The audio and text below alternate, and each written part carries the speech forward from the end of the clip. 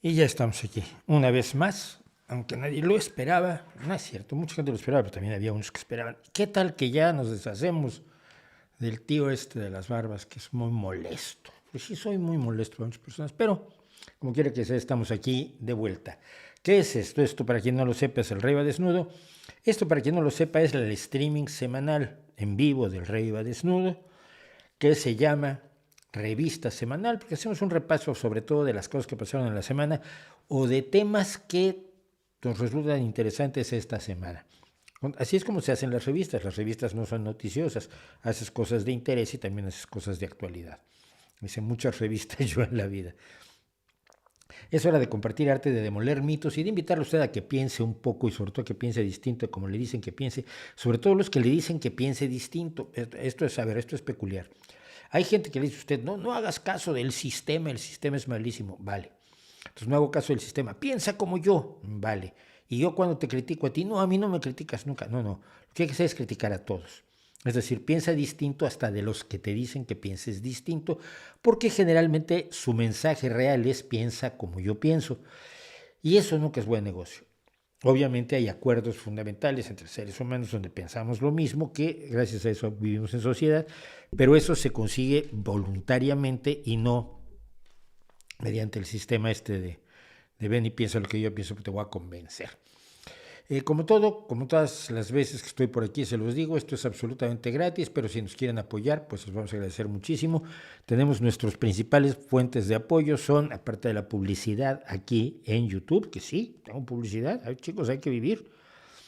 Yo tengo un hijo y tengo trabajo y tengo cosas que hacer y tengo casa y tengo este estudio y tengo un montón de cosas y a mí no me da ninguna vergüenza porque hay gente que me dice, oh, pero tú te estás llenando de dinero con esto. Ojalá, sobre todo porque podría pagar más impuestos y ayudar más a mi sociedad. Pero no, no me estoy llenando de dinero.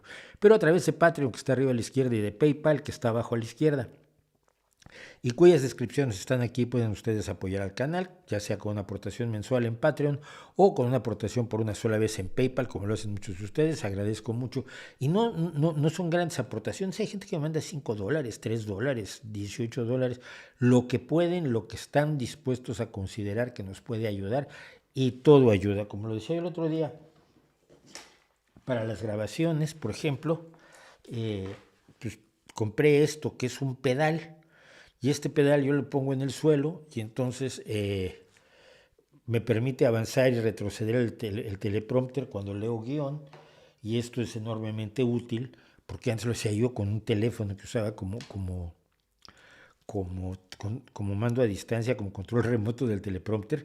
Y con el primer teleprompter que tuve, me tenía que estirar y darle a la pantalla del iPad, que es lo que uso como teleprompter, le daba yo con el dedo para regresarla, era una cosa genial. Todo lo que hacen ustedes, todo lo que tenemos en este canal, pues es gracias a su apoyo, así que muchas gracias. Vamos a tener mucho que hablar de lo que pasó ayer con el vídeo de las falsas medicinas, pero quiero invitarlos a que lo vean. La Organización Mundial de la Salud ha estado acercándose a las pseudomedicinas. Calculamos que por influencia de China, sobre todo de la enorme cantidad de dinero que China y la India meten en esto, pero no lo podemos demostrar. Y por supuesto han cometido ahora la barbaridad de que en estos mismos días, mientras ustedes y yo estamos aquí portándonos bien, ellos están haciendo una cumbre sobre medicinas tradicionales, no convencionales, alternativas, como le quiera usted llamar. Supersticiones médicas que no están sustentadas en ninguna evidencia sólida y confiable. Eso es lo que son. Y precisamente ante esta cumbre irracional, ridícula, absurda, pues hice este vídeo y las respuestas que he recibido son de lo más interesantes. Si quisiera, y vamos a comentarlas algunas después, ha tenido un razonable éxito considerando que tiene 14.600 visitas. 14.600 visitas en un día, que es 25 horas desde que se estrenó, es mucho. Es lo habitual en los vídeos de los miércoles, los vídeos que hacemos a partir, los fragmentos que vamos sacando de este streaming que se van lanzando a lo largo de la semana, pues llegan a las 9.000, 5.000, 3.000, hay unos que se quedan en 1.000, nada más porque tampoco todo es tan interesante. Y yo soy malísimo calculando lo que es interesante y lo que no, como ya he comentado en otras ocasiones. Así que bueno, pues esa es más o menos la historia hasta ahora. Eh, y vamos a ver unas cosas del chat porque Armando Guerras, lo preguntaste varias veces, pero mira, un oficial de la OTAN dijo tal cosa, a mí no me vale.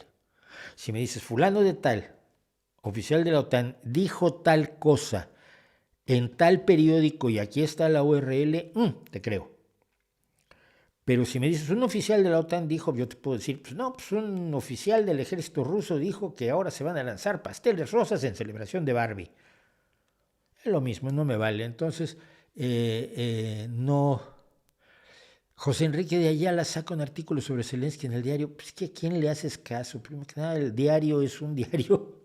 El diario es un periódico que ha mostrado claramente su vena prorrusa, siempre. Entonces, también tus fuentes son, es que lo vi en Russia Today, pues hombre, no esperarás demasiada credibilidad al respecto. Saludos María Rosario Segura, saludos a Úrsula que dice no olviden poner su like, sí, somos 158 personas, que está muy bien para empezar el día. Y me dice Michael Rondón algo que seguramente, a ver, todos van a decirlo, van a estar dando con esto, todos se preguntarán por mi ley, pues yo no. El libre mercado de órganos, que ya hablé aquí en su momento, y cosas por el estilo. A mí me buscan, bueno, no, esto lo hablamos después. Porque otro que dice, mi ley será la comidilla del día, no veo por qué, cosas mucho más preocupantes. ¿Por qué es descalificado Timothy Leary? Porque tenía el cerebro frito a base de LSD y otros psicodislépticos que se tomó durante la vida. Un señor que no tiene mayor trascendencia que haber sido el gurú del LSD. No tiene mayor trascendencia.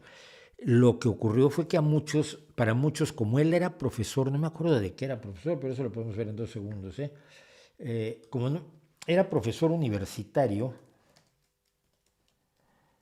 Timothy Leary, era psicólogo, que tampoco es así como muchísimo para decirte, yo sé qué drogas debes consumir porque soy psicólogo. No, pero se puso a defender el uso de drogas psicodélicas, drogas psicodislépticas, drogas que afectan la percepción, la cognición y generan alucinaciones o ilusiones o delirios. Y su defensa era más o menos que te iba a abrir la mente, ibas a pensar cosas más bonitas y mejor si después de que te metías unos cuantos miligramos de LSD por la cara, unos cuantos días. Ahí lo echaron de donde él enseñaba precisamente por esto, ¿no? Porque no era acorde a la idea general de que se debería combatir el LSD. Hay que recordar para esto que el LSD se combatió de una manera profundamente estúpida, como fue toda la guerra contra las drogas. Es decir, se le inventaron daños que no tenía, como daños congénitos a los bebés de personas que consumían LSD. Todo esto fue parte de la estrategia de salud de los Estados Unidos para tratar de impedir que los jóvenes consumieran drogas. Como estrategia era la peor. Porque ¿qué pasaba? Te decía, no es que fumar esto una vez te lleva al camino de las drogas duras y acabarás inyectando heroína. Entonces los chicos fumaban cannabis, decían, no tengo ninguna ganas de inyectarme heroína. Sí, para mucha gente es el portal de entrada al mundo de las drogas, pero para mucha gente no lo era. Entonces, cuando te das cuenta que te están mintiendo, tus reacciones no van a ser de lo más amables. Eso es exactamente lo que ocurrió en Estados Unidos. Y Timothy Leary era un rebelde que se oponía, que iba a contracorriente de la política oficial antidrogas de los Estados Unidos, que está muy influida además por el puritanismo religioso. Yo lo viví, no lo viví personalmente, pero viví la época en la que pasaba esto y se hablaba de esto y por eso se satanizaban las drogas como se satanizaban. que son problemáticas, que no las recomiendo, que a mí no me gustan, que yo estoy totalmente en contra de las drogas, sí, pero con motivos sólidos y reales y no meramente por el miedo a que los jóvenes, no sé, se liberen mentalmente o algo por el estilo. Entonces Timothy Leary hizo un negocio de esto y fue el gran gurú. Hay una canción de Moody Blues que se llama precisamente Timothy Leary, donde le agradecían que les hubiera liberado la mente. Aparecen varias canciones de la época del rock psicodélico. El rock psicodélico es el rock precisamente influido por los psicodislépticos, por el peyote, por el LSD y por las psilocibines, no, por los psilocibes, por los hongos alucinógenos que se empezaron a llevar desde Oaxaca, México, hacia Estados Unidos y luego se sintetizó, si mal no recuerdo, la psilocibina, que es su principio activo. Entonces, Timothy Leary no tiene ninguna calificación para ser calificado de nada. Lo último que yo lo recuerdo haciendo fue que se puso a dar un tour hablando con uno de los plomeros, el jefe de los plomeros de Watergate, es decir, el agente secreto Leary, que había encabezado el intento por robar información de la campaña demócrata en el Hotel Watergate, precisamente, para hackear, aunque la palabra no existía entonces, las elecciones de los Estados Unidos en 1968, me parece que fue, y evitar que George McGovern, que era un demócrata muy liberal de izquierda dentro de lo que es Estados Unidos, y muy cercano a los Kennedy, le ganara la reelección que estaba intentando lograr a Richard Nixon. Pocos años después, Richard Nixon tendría que renunciar a la presidencia precisamente porque la prensa, esa prensa que algunos dicen que no es libre, descubrió y desenmascaró toda la historia del intento por destruir la democracia estadounidense, con cierta eficacia en este caso, porque Richard Nixon fue reelecto, aunque, insisto, tuvo que renunciar a la presidencia de los Estados Unidos ante el escándalo de que había tratado pues de ganar las elecciones ilegítimamente. Si esto le suena a Trump, hoy vamos a hablar de la cuarta acusación a Trump. Entonces, el que llevaba eso, que era el Leary, no me acuerdo de todo el nombre, era el LIDDY, se juntó con él, que era un hombre de ultraderecha, que alguna vez demostró, para demostrar que era muy fuerte, se puso un mechero encendedor, o como le llaman en su pueblo, bajo la mano hasta que olió a carne quemada y así demostraba que era un tipo duro de los marines. Luego andaba con Timothy Leary ahí ganando dinero, dando charlitas, ¿no? Es lo único que recuerdo yo así. Timothy Leary no tiene ninguna relevancia, no estudió nada, no sabía nada, simplemente le gustaban un montón las drogas y descubrió una cosa muy importante a principios de la década de 1960 que no era irrelevante para un hombre de 40 y pocos años. Su posición ante las drogas puso a su acceso una enorme cantidad de sexo con chicas muy jóvenes. Cosa que, hombre, atractivo resulta y fue parte de lo que fue el mundo del gurú Timothy Leary. ¿Qué opina la Victoria Milei? Nada, hablaremos de Milei. Uruguay, el efecto Flynn, el aumento del coeficiente intelectual registrado desde principios del siglo XX, ¿realmente nos estamos volviendo más inteligentes? Pues yo no, pero es que yo nací a mediados del siglo XX, ¿no? No, a ver, el problema es que las pruebas, y te invito a que veas el vídeo sobre pruebas de inteligencia, el problema es que no sabemos qué estamos midiendo, porque nuestra definición de inteligencia, tú te puedes dar muy fácilmente cuenta si una persona es inteligente, pero a la hora de definirlo entramos en problemas muy serios. Siempre entramos en problemas muy serios cuando tratamos de definir con precisión cuestiones que no son precisas. Es el mundo feliz de los filósofos, precisamente. Entonces, ¿qué mides cuando mides lo que mides cuando aplicas un test de inteligencia? Pues no lo sabemos. No lo sabemos porque, por supuesto, si todo es, como la mayoría de los test de inteligencia que yo he visto, tienen mucho de matemáticas, mucho de lógica y mucho de lógica espacial. Aquí está el cuadrito con la cruz y el palito, aquí está el cuadrito con la cruz y el palito, aquí está el cuadrito con la cruz y el palito. Dada la relación entre estos tres, ¿dónde estaría el cuadrito, la cruz y el palito? En la cuarta opción, la cuarta vez. ¿Cómo se van moviendo? Tienes que inducir lógicamente qué fue lo que pasó, cuáles son los procesos de permutación que se dieron para llegar a eso. Y luego el de abajo es igual.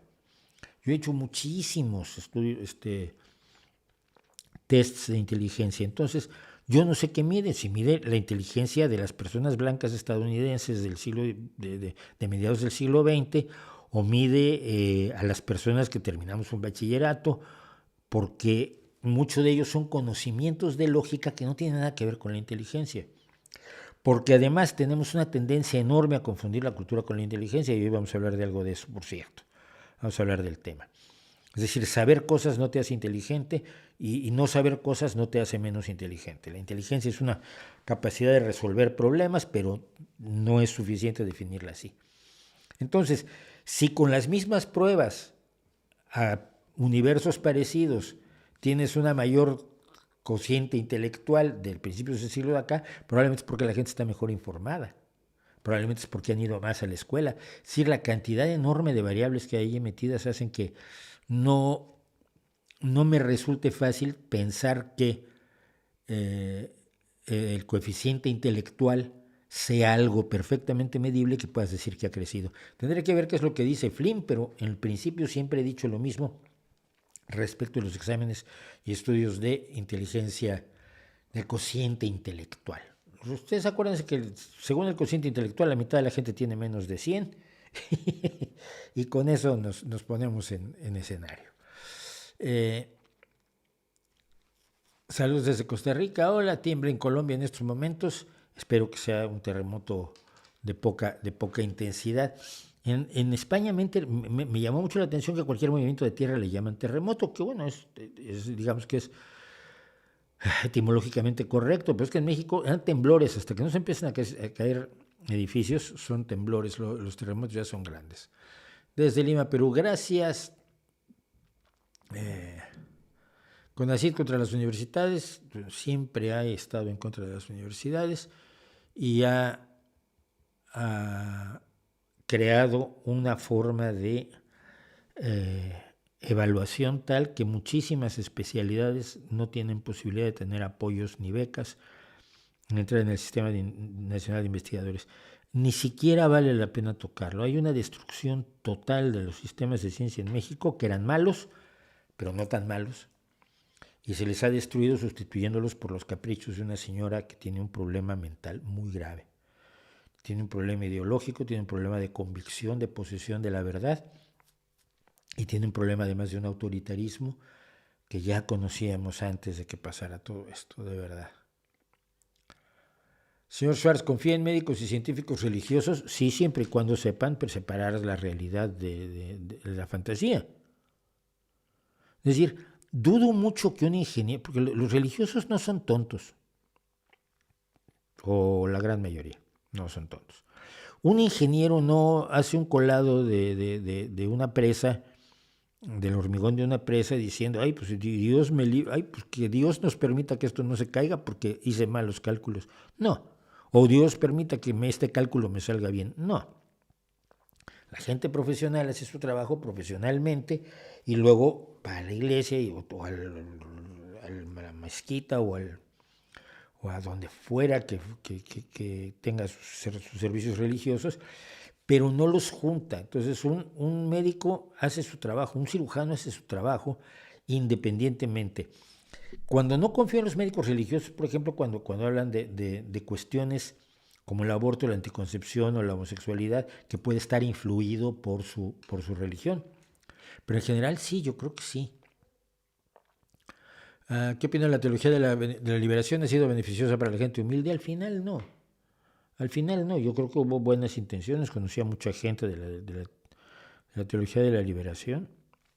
¿Les cuento esto? Bueno, voy a dedicarle 5 minutos a contarles esto. Miren, cuando yo estoy a punto de ser un delincuente juvenil, me echaron de la escuela donde estaba, una escuela estadounidense, de pedagogía y dueños y filosofía estadounidense, que no voy a decir cuál es, pero me da igual. Y afortunadamente me aceptaron en otra escuela, que era una escuela fundada, dirigida y básicamente dotada de personal de gente del exilio español, o exiliados directos, o hijos de exiliados, o niños de Morelia, estos niños que fueron llevados a México mientras acababa la guerra, que al final sus padres nunca fueron por ellos como querían, porque murieron en las garras del fascismo de Franco. Bueno, como quiera que sea, yo en esa escuela me recibieron y me salvaron la vida, pero me salvaron la vida. En la escuela donde estaba yo antes, no sé, si hacías preguntas molestabas, ¿no? Y yo siempre he hecho preguntas, se cabreaban los otros conmigo, y pues, es que quiero saber. Entonces, de pronto un día me acuerdo, acababa yo de entrar a la escuela y tenía una pregunta y dije, a ver si no me meto ya en un lío como siempre.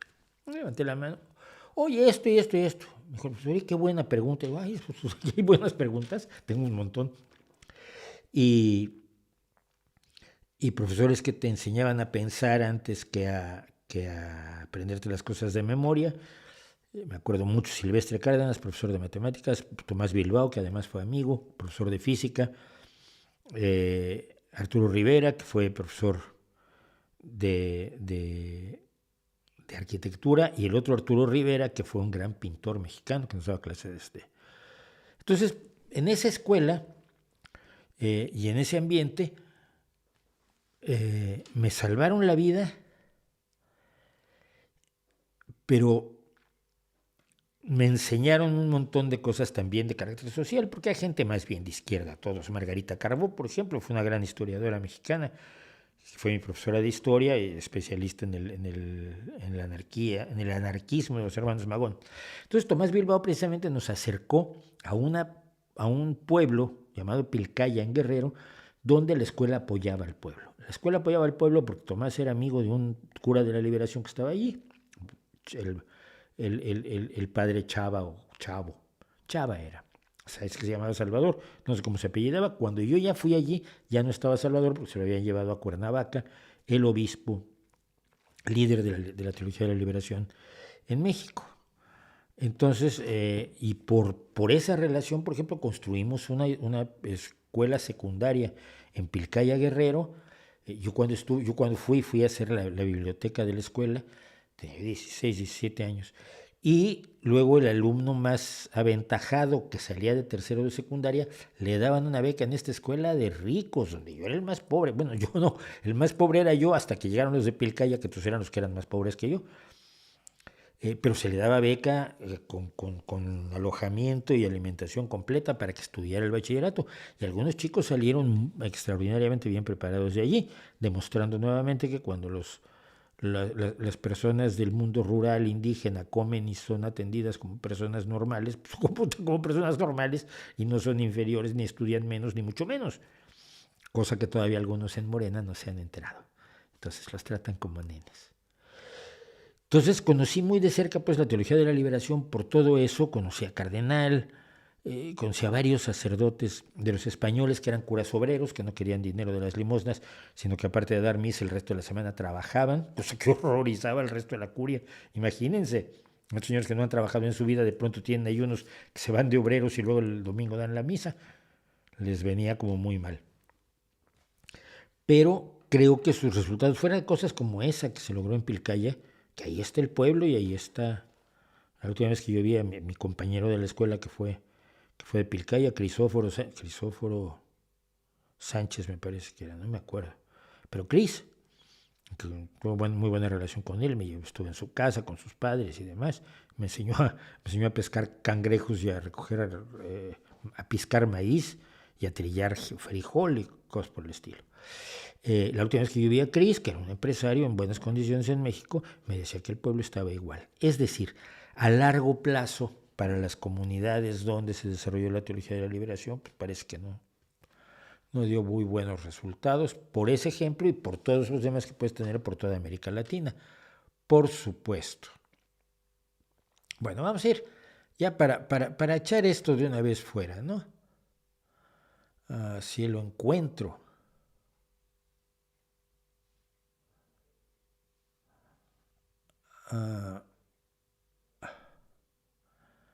La pregunta que yo me hacía era qué ideología tiene el señor Milei.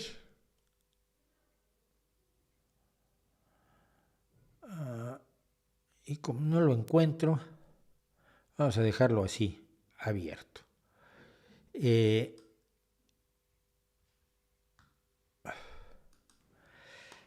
Punto 1. Milei no ganó nada. A mí me lo presentaron, ya es presidente de Argentina, visir de Colombia y archimandrita de Chile, Uruguay, y lo que viene quedando de las Falklands. Yo dije, madre mía, pero las elecciones no eran el 22 de octubre. Ah, sí, pero estas son unas primarias donde toda la gente vota por las primarias de todos los partidos. A ver cómo está eso. Miren, las primarias para elegir candidatos generalmente las hacen los partidos. Es decir, en el Partido Socialista Obrero Español en España, nosotros hacemos primarias para elegir a nuestro candidato a alcalde, a nuestro candidato a presidente del Principado de Asturias o de las distintas comunidades autónomas que tiene España. Y hacemos primarias para elegir al candidato a la presidencia. Bueno, pero las primarias para elegir al candidato a la presidencia, nosotros solemos oponernos, yo soy de los que más me opongo, a lo que llaman las primarias abiertas, es decir, que gente que no es del partido opine sobre cuál debe ser nuestro candidato. ¿Por qué? Porque es muy fácil hackearlo. Mandas a 10,000 personas del PP a que voten por el más tarado que tenemos, que los tarados también se presentan a las primarias, cuidado, y los tenemos en el partido, por supuesto, y evitan que uno que encuentran como enemigo muy fuerte sea candidato. Las primarias abiertas son hackeables. Si las primarias cerradas son enormemente hackeables y Podemos lo demostró en varias ocasiones, ¿quién va a ganar? El que diga Pablo, hombre. Pero si esto es por votación, que va a tener más votos. Bueno, entonces, pero en Argentina las primarias son abiertas y obligatorias, es decir, a ti te presentan a todos los candidatos y tú votas. Pues de ese partido quiero que el candidato sea este, de ese partido quiero que el candidato sea este, de ese otro partido quiero que el candidato sea este. Esas son las primarias abiertas, la S no me acuerdo de qué es, y obligatorias. Las paso. Y en esas primarias el que tuvo más votos, poco más del 30%, pues fue Javier Milei. Algunos pueden haber votado por él hasta de chiste, gente que no está de acuerdo con él se vio obligada a votar por él. O bueno, no por él, por los candidatos de su partido, entonces pues en su partido ganó él. O sea que con esas primarias se ha quedado proclamado candidato para las elecciones del 22 de octubre.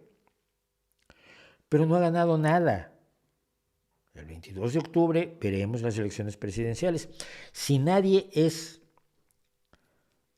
votado mayoritariamente por una mayoría absoluta, es decir, el 50% más uno, entonces el 14 de noviembre hay balotaje. Quiere decir nuevas elecciones con solo los dos que tuvieron más votos. Así que Milei no ha ganado absolutamente nada. ¿Okay? Yo creo que esto es especialmente importante porque ya había gente llorando de que hoy Milei ha ganado. Bueno, Milei tiene un pequeño problema o ninguno, o varios. A mí me preguntan, pero Milei es un sujeto de extrema derecha, por supuesto, pero no es facha porque es de derecha liberal, pero no me parece correcto que sea fascista. Bueno, no es fascista, es facha, que ya es distinto. Facha es una derivación del fascismo que engloba una parte mucho más amplia de la extrema derecha. El fascismo tiene una base doctrinaria clara que encuentras en los escritos y discursos de Benito Mussolini.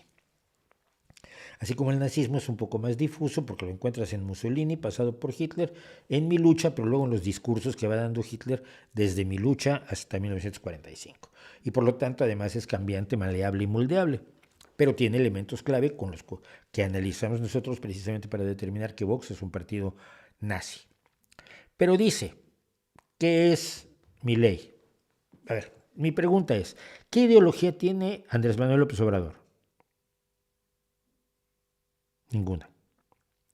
Tiene algunas ideas medianamente de protección a los pobres que se podrían identificar con cierta parte de la izquierda,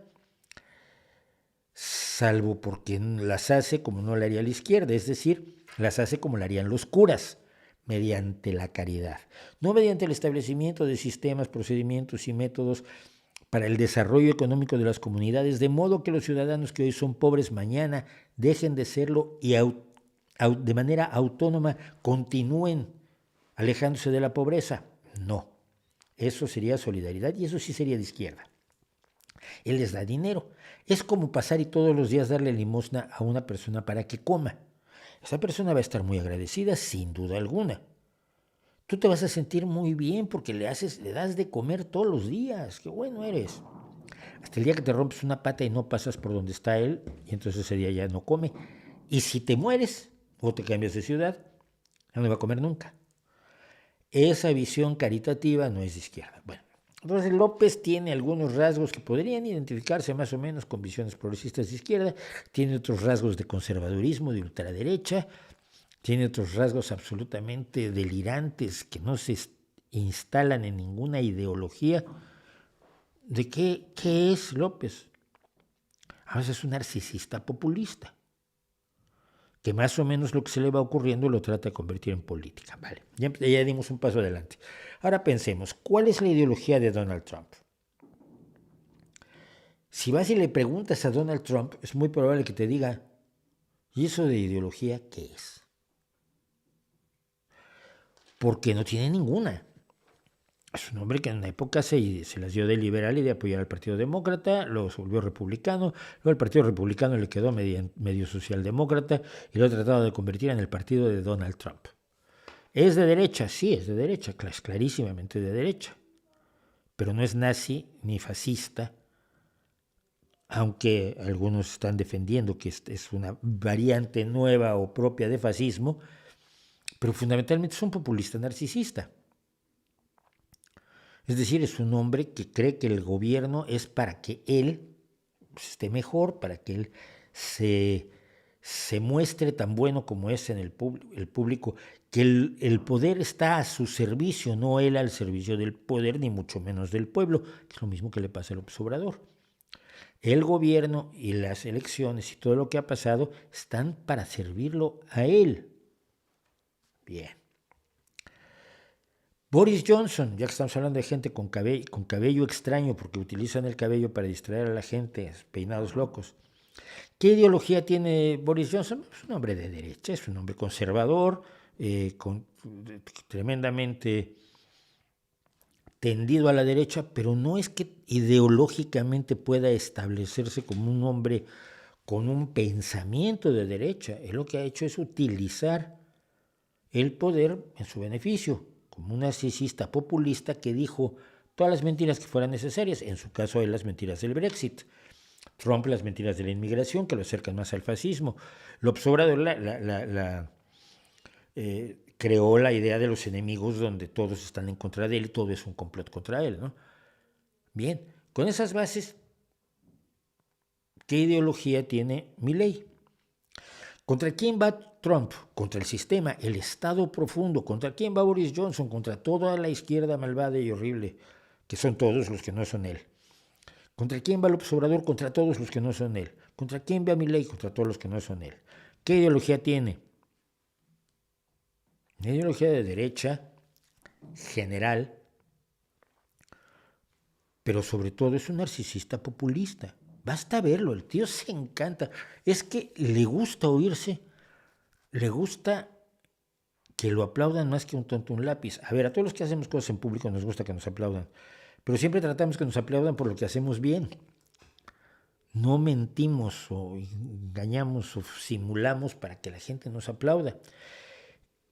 Él es el rompedor del sistema como Trump, como Boris Johnson, como López Obrador, como todos esos populistas que han estado pasando por América Latina rompiéndolo todo. Napoleón, había un Napoleón en El Salvador, si mal no recuerdo, estuvo Fujimori y Alejandro en el Perú. Es decir, personajes que llegan de fuera, que satanizan a todos los que están en el gobierno. Pablo Iglesias lo hizo claramente siguiendo el populismo de la Clau en España, y que se presentan como la única salvación, la única posibilidad. Todos los demás son una casta, son el Estado profundo, son los fifís, son los neoliberales, son los conservadores, son el mal. Esa polarización es propia, por supuesto, del populismo. Este populismo de Milei está aunado a una creencia de adoración del libre mercado que llega a límites absolutamente delirantes. Él, el otro día yo lo veía diciendo que ministerios iba a quitar en Argentina, ¿no? Y así, además de una manera enormemente teatralizada. Y Ministerio de Cultura, fuera. Ya tú no tienes ninguna, chico, pero si el Estado no promueve la cultura, la única cultura que se promueve es la cultura de los ricos. El Estado tiene la obligación de velar no solo por la cultura que identifica, crea espacios de las distintas sociedades que conforman un país, de las distintas etnias, pueblos, tradiciones, etcétera, sino de impulsar la creación futura. Ciencia fuera, bueno, pues casi como López Obrador. Hace todo esto y se queda solamente con la idea de que el Estado tiene que dedicarse a la seguridad, la justicia y cuidarlo a él. Y los demás que se rasquen con sus propias uñas. Esto es una forma de ultraliberalismo económico, no social, es lo contrario del liberalismo social, pero es una forma de decir el mercado y las relaciones económicas son lo único que debe primar en las relaciones humanas y que cada quien se rasque con sus propias uñas. Es decir, que el mercado y la economía son lo único. Fíjate, ahí coinciden con Marx, es muy curioso, ¿no? Entonces, si el Estado solo está a cargo de la seguridad y la justicia, te vamos a quitar muchísimos burócratas que se llevan tus impuestos. ¡Ay, qué bien! Entonces ya no vas a tener sanidad pública. Entonces tendrás impuestos para pagar al médico. Ya, pero mira, si yo gano una miseria y me regresas el 10% de mi miseria y yo tengo un cáncer con el 10% de mi miseria, pues no creo poder pagar un médico que valga la pena, ¿eh? Ah, asunto tuyo. Compite en el mercado, gana, triunfa, sale adelante. No, ya, pero es que yo no pude ir a la escuela. Ah, problema de tus papás, ve y reclámales a ellos. Tenían que haber ganado suficiente dinero para pagarte una buena escuela. Bueno, pero ya no tengo la buena escuela, tengo 25 años, tengo cáncer. ¿Qué hago? Muérete. La visión ultra libre mercado tiende a olvidarse habitualmente de que para que unas personas puedan competir en el mercado necesitan una preparación adecuada. Necesitan los elementos necesarios para poder competir. Esta es la misma lógica de un tipo que te diga, mira, vas a tener libertad de boxeo, pero para comer necesitas boxear. Entonces tú a partir de mañana te vas a enfrentar al Canelo, luego vas a pelear con Mike Tyson, luego vas a pelear con... Tú dices, oiga, perdón, es que yo no sé boxear. Ah, haber aprendido. Pero ¿y ahora qué hago? Pues te van a romper la cara. Me dice, no quiero pelear, te mueres de hambre. Oiga, no me van a entrenar, me pone un entrenador, póntelo tú, págate tú tu entrenador. Y un libro donde pudiera yo aprender los elementos fundamentales del boxeo, cómpratelo. Y te vas a enfrentar a personas que nacieron en un lugar donde tienen una buena alimentación y por tanto son buenos, no tienen problemas físicos. Han tenido una buena educación, han tenido entrenadores de primera, han estado peleando durante mucho tiempo, tienen sparring partners, esas personas que pelean con ellos en los entrenamientos, se machacan horas dándole al costal y dándole a la pera loca. Y tú, sin ninguna preparación, te vas a meter al ring con ellos y va a venir Milei y te va a decir, eso es la competencia igualitaria del mercado. No, te están viendo la cara. Y es lo que hacen los libertarianos. No, yo no los llamo libertarios porque el libertarianismo es esta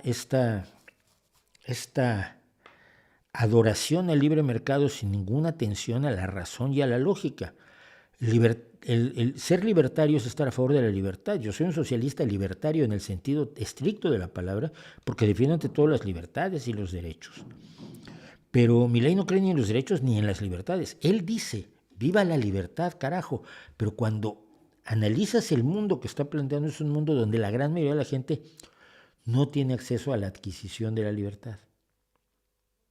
Porque la libertad te la da tu conocimiento, tu preparación, tu alimentación, tu sociedad, todo aquello que nos convierte en personas capaces, en todo caso, de competir en el mundo que nos están planteando los libertarianos.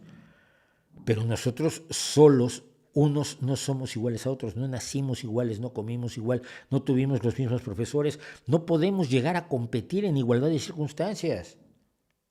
Eso es lo que olvidan siempre las personas tipo Milei. ¿Cuál es su ideología? Pues un populismo libertariano enormemente teñido de un conservadurismo triste, ¿no? Por ejemplo, cuando va en contra del aborto, pues va porque es un conservador. Y sus explicaciones son absolutamente ridículas en todo esto. Pero cuando dice que se debe tener libertad para vender órganos, es lo mismo. ¿Quién va a vender sus órganos? Hombre, pues por supuesto el presidente del banco va a vender el hígado. No. Bueno, pero Milei, un riñón, sí podría prescindir de él. No. Bueno, a ver, los jugadores de la selección argentina de fútbol, muchachos en buenas condiciones físicas, yo creo que podrían dar un pulmón cada uno, por ejemplo, ¿no? No. ¿Quién va a vender sus órganos? Los más desprotegidos, los que no tienen otra cosa que vender, los que no han tenido la preparación ni las oportunidades necesarias para no verse obligados a vender sus órganos.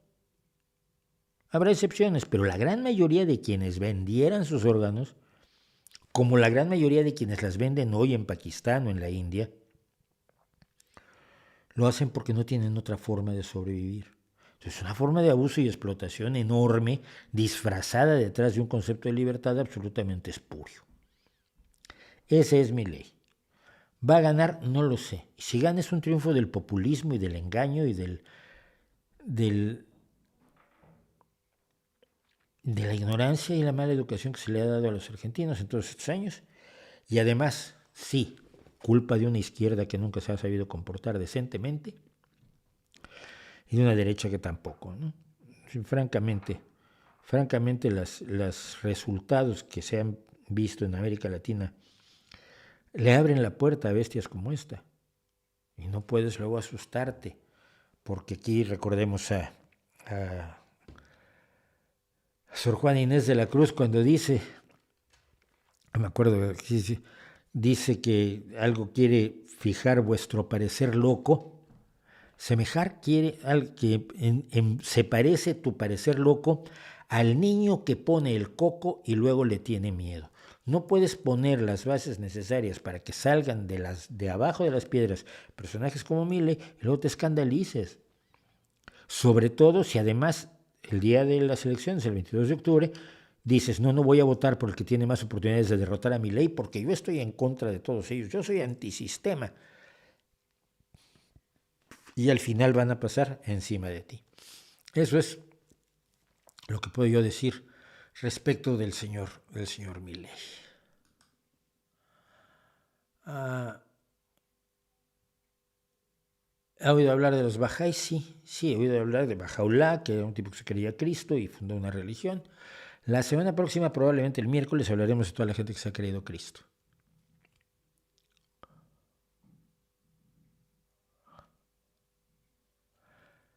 ¿Qué opinas de la teoría que asevera que el calentamiento global es algo normal y cíclico, que se debe a la variación en la inclinación del eje de la Tierra y no a los efectos del CO2? Que no es cierta. ¿Por qué? Porque la inclinación de la Tierra no ha variado. Punto. Desde que empezamos a notar el calentamiento global, la inclinación de la Tierra ha sido exactamente la misma, pero el aumento en la temperatura va correlacionado con las emisiones de CO2. Es demasiado cercana la correlación como para no pensar que deberíamos protegernos. Mira, los filósofos. Los filósofos te pedirían que dieras pruebas tan sólidas que no las puedes dar. Estoy de acuerdo. Las evidencias son clarísimas en el sentido de que lo más probable es que el aumento de gases de invernadero esté provocando el calentamiento global. Es lo más probable. Todas las informaciones que tenemos nos indican que es lo más probable. ¿Está 100% seguro? No. Pero tampoco estoy 100% seguro de que yo exista. Si nos ponemos filosóficos no llegamos a ningún lado. Con todas las indicaciones que tenemos, que dicen que esto es muy probable, ¿cuál es la acción más sensata? Actuar como si fuera real lo más probable y reducir las emisiones de CO2 y de gases de invernadero para tratar de controlar el cambio climático, o apostar a lo improbable y dejarnos seguir. Mira, si el aumento de los gases de invernadero no fuera el causante directo o más importante del calentamiento global, de todos modos reducir la emisión de gases de invernadero va a mejorar las cosas. Va a reducir el aumento de la temperatura. Pero nadie de quienes estudian esto, quienes estudian el clima utilizando, por ejemplo, conos de las grandes secciones de hielo que se sacan para poder estudiar cómo era el clima, cómo era la atmósfera en el pasado muy lejano, ninguno de quienes hacen eso te dice, no, bueno, sí hay una posibilidad de que la teoría de los negacionistas del cambio climático sea real. Ninguno. Todas las indicaciones coinciden. Los negacionistas lo que hacen es inventarse cosas. Ah, no, es que el aumento de esto es por la homosexualidad, ¿no? Ese es el verdadero problema. ¿Y en qué te basas? No, yo en nada. Digo, el cambio climático se debe a la acción del hombre y a la emisión de gases de invernadero, que tiene un efecto físico que se puede demostrar. No es una imaginación, no es una hipótesis. Sabemos que al haber gases de efecto invernadero, precisamente el calor emitido por el sol no sale de vuelta al espacio, sino que se queda en nuestra atmósfera. Hay una explicación científica, física, real, demostrable, incluso en laboratorio, de que eso pasa. No lo puedes equiparar a las teorías de los negacionistas, la mayoría de los cuales están movidos por gente a la que no le conviene dejar de quemar combustibles fósiles porque es su negocio. Poco a poco algunas empresas de combustibles fósiles y algunos países menos tontos que los que tenemos algunos, como Arabia Saudita, que es terrible decir esto, están haciendo una transición energética discreta pero sólida. Están marchando hacia la transición. Ellos tienen el petróleo y están marchando hacia la transición energética. ¿Será porque son bobos? ¿O será porque aceptan que los datos, lo que nos dicen los datos es que esto conviene hacerlo?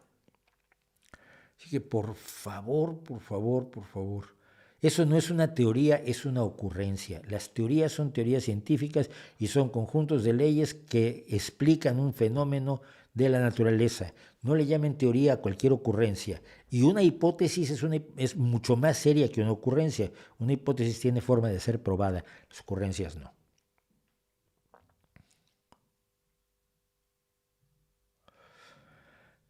Bueno, quería hablarles de lo que pasó con la Organización Mundial de la Salud, porque hice, como decíamos al principio, hice este pequeño video sobre las falsas medicinas que ahora está apoyando. En este momento está en la India, haciéndose una cumbre donde hay un montón de personas, ninguna de las cuales es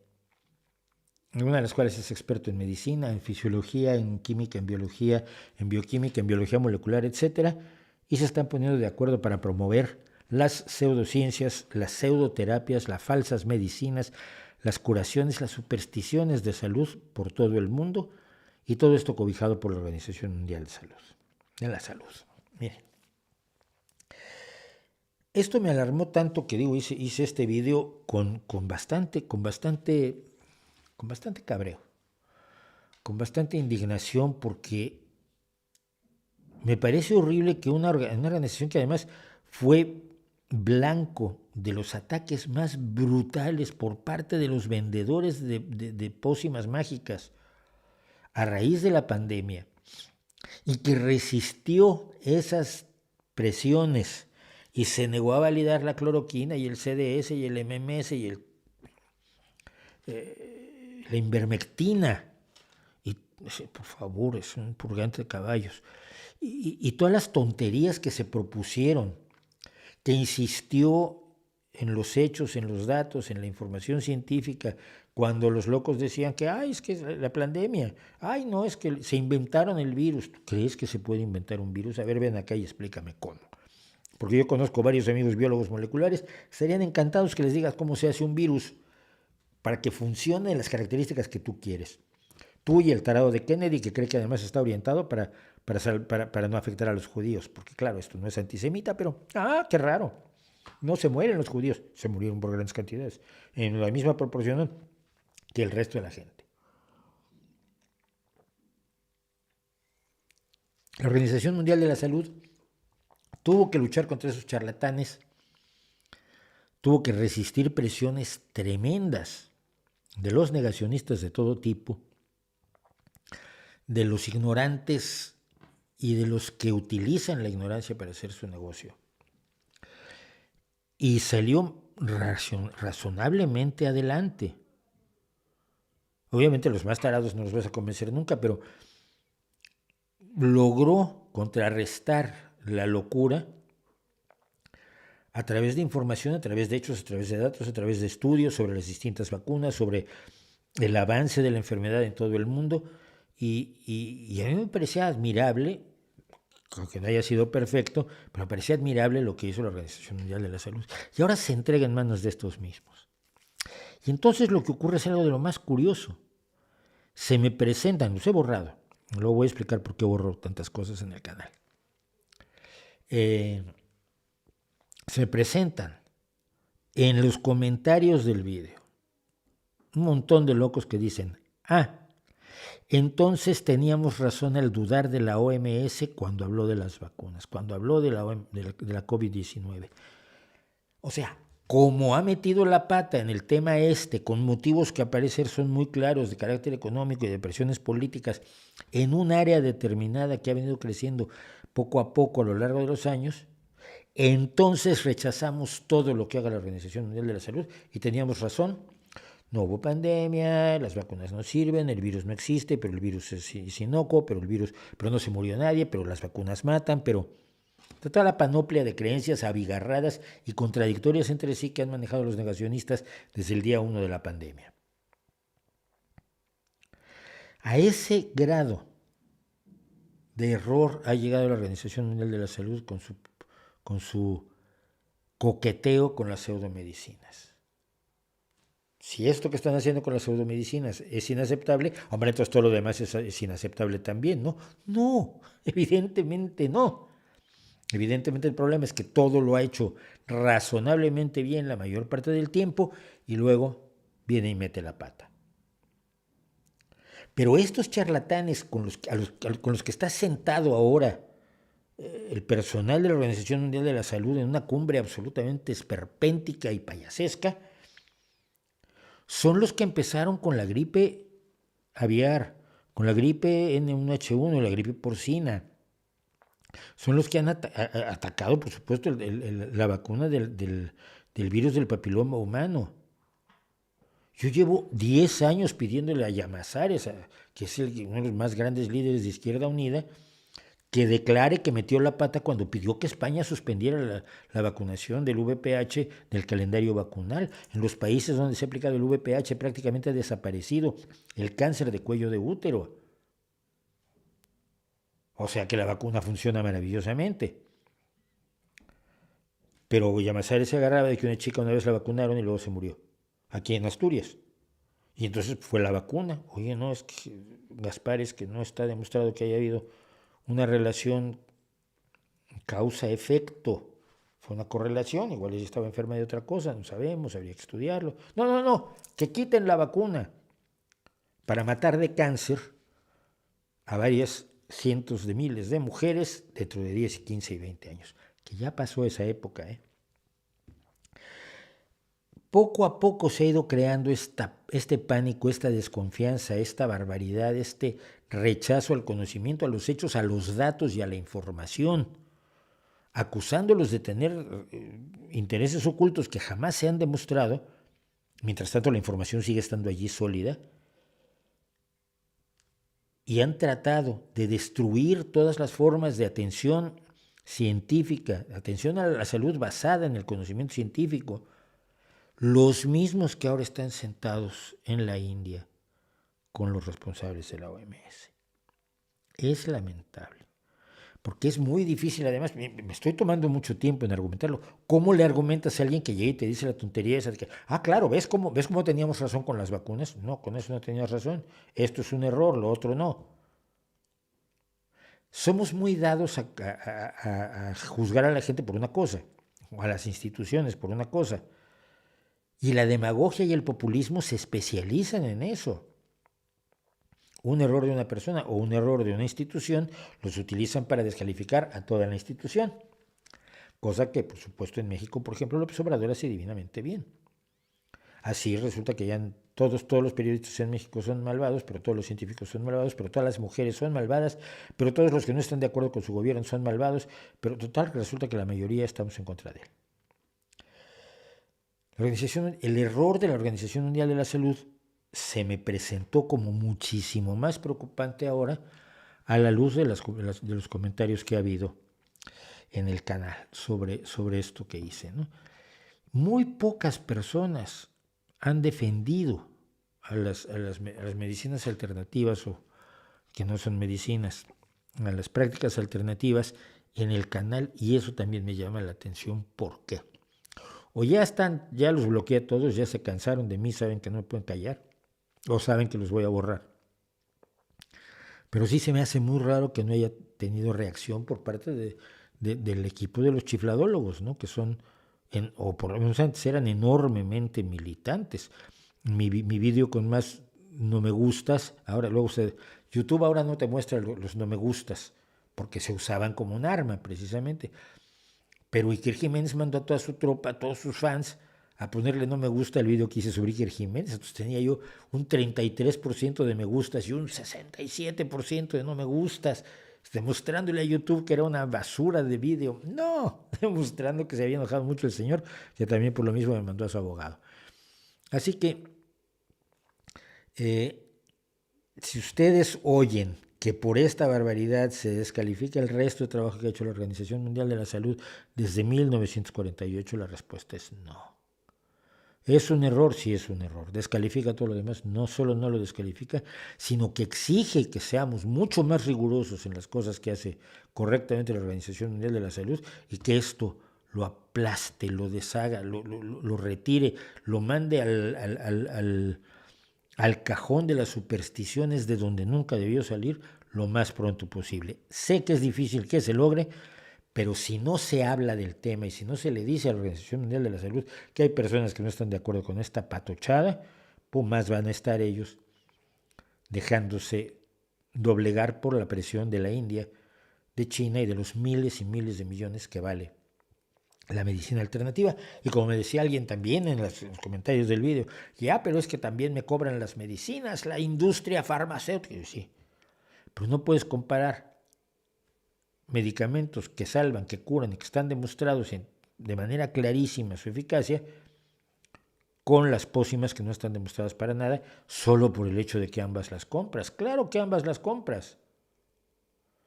Pero hombre, puedes comprar una estafa o puedes comprar una cosa real, y no las comparas ni las igualas por el hecho de que las has comprado. Vamos a ver qué más viene por aquí. ¿Pueden existir sectas sin líderes claros? No creo, ¿no? Pero algunas sectas sí sobreviven a través de grupos en el poder que juegan el papel del líder, pero que son enormemente cerrados. Pienso en la antroposofía de Steiner, ¿no? Pero en general, la secta, para que sea verdaderamente preocupante, sobre todo, salvo casos así, el líder es fundamental, porque es la voz, es el que va a hablar por ti. Leonardo Llamas: estoy indignado por la actitud de AMLO ante la situación agravante de la seguridad en México. Pues sí, ¿no?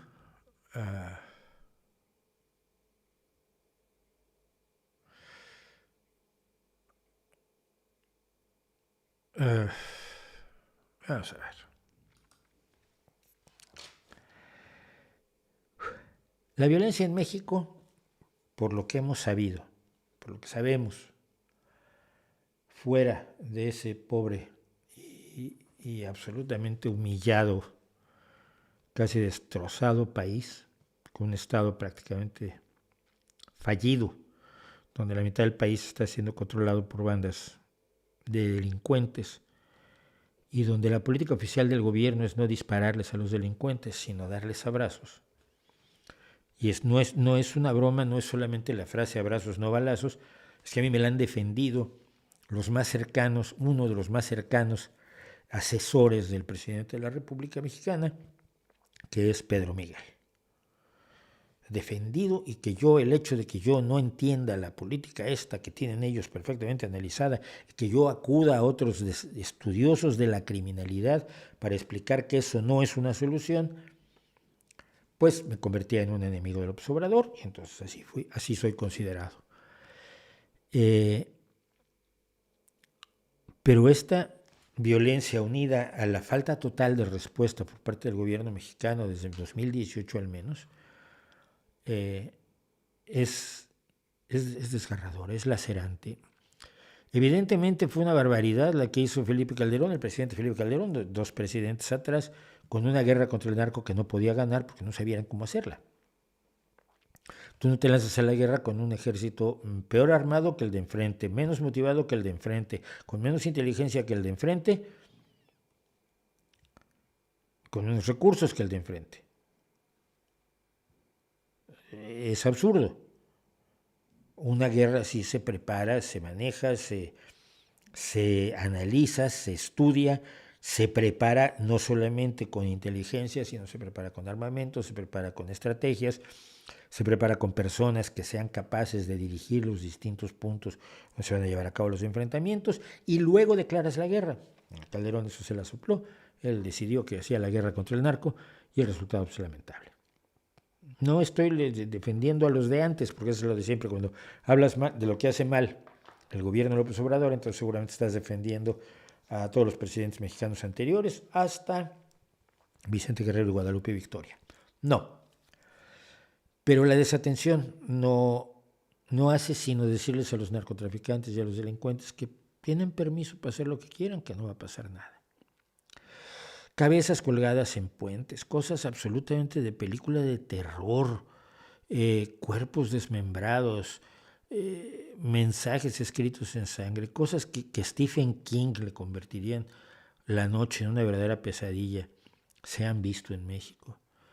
Se han visto para horror de la ciudadanía y para horror de la gente que está afuera, para angustia y temor e indignación de muchísimas personas, menos de los miembros del gobierno de Andrés Manuel López Obrador. Y el día hace 2 o 3 días, 5 jóvenes, al parecer sin ninguna relación con la delincuencia, al parecer chicos normales y corrientes entre 19 y 22 años que se reúnen para ir a tomar algo y divertirse, y fueron secuestrados por un grupo, uno de los muchos grupos delictivos que hay en México. Se aparecieron fotografías de ellos golpeados, ensangrentados, y luego aparecieron videos donde se les obligaba a agredirse entre ellos hasta la muerte. Es tan absolutamente brutal, es el tipo de cosas que yo como escritor de novela policíaca no me atrevería a escribir por una cuestión simplemente moral personal. No sé, además sus personajes le tienen cierto valor, ¿no? Hay ahora no me acuerdo de su nombre, yo olvido nombres con facilidad. Peter Straub, que escribió con Stephen King muchas cosas, y tiene un libro que el día que yo conocí a Peter, aquí en Gijón, le dije, ¿cómo pudiste escribir esto, tipo? Esta escena, una escena en concreto, ¿cómo la pudiste escribir? Dice, no, si hasta a mí me dio miedo, pues que a mí me horrorizó leerla, ¿no? Es decir, hay cosas que se salen de la ficción. a niveles terribles. Lo que está pasando en México es así. Lo que ocurrió con estos 5 pobres chicos es así. Hay muchísima gente secuestrada en México en este momento, muchísima gente de la que no se sabe nada. Se acaban de encontrar cuerpos en neveras, frigoríficos, refrigeradores en distintos lugares. El valor que tiene la vida para la delincuencia en México es aproximadamente 0 o menos. Y obviamente para el gobierno mexicano también, porque el gobierno mexicano no parece conmoverse ante ningún horror de los más brutales que se pueda uno imaginar, horrores como los que hablábamos del nazismo, horrores de Japón en la Segunda Guerra Mundial, horrores del Daesh decapitando gente, cuestiones que se salen de nuestra concepción de lo que es lo esencialmente humano, lo mínimamente humano, que entran en terrenos de la psicopatía, de la absoluta falta de empatía con el dolor, los sentimientos, la humanidad de las personas que están a tu alrededor. Que los delincuentes sean psicópatas es preocupante, que el gobierno lo sea es preocupante. Y el gobierno, siento decirlo, pero es ahora absolutamente psicopático. El día de ayer, o el día de hoy, ya no lo sé, no, el día de ayer, López Obrador dio una de sus homilías cotidianas. Él habla 2 o 3 horas de él mismo todos los días. Su principal acción de gobierno son las llamadas conferencias mañaneras o las mañaneras a secas, para quienes no lo sepan, donde se hace la autoexaltación del gobierno, pero sobre todo la autoexaltación de Andrés Manuel López Obrador y su, por supuesto, gallarda simpatía durante 2 o más horas al día, todos los días de lunes a viernes desde que es presidente. Tiempo que cualquier otra persona podría haber utilizado quizás en gobernar un país tan vasto, tan poblado y tan problemático como es México, y quizás habría sido útil que ese tiempo se le dedicara al gobierno, pero López Obrador ha decidido que él no está para eso. Él está para su máxima exaltación, está para satisfacer su narcisismo, y cuando le preguntan sobre un asesinato tan brutal como el que acabo de comentar, y que he comentado sin detalles, pero los detalles son tremendos, le preguntan y se hace el sordo y luego hace un chiste.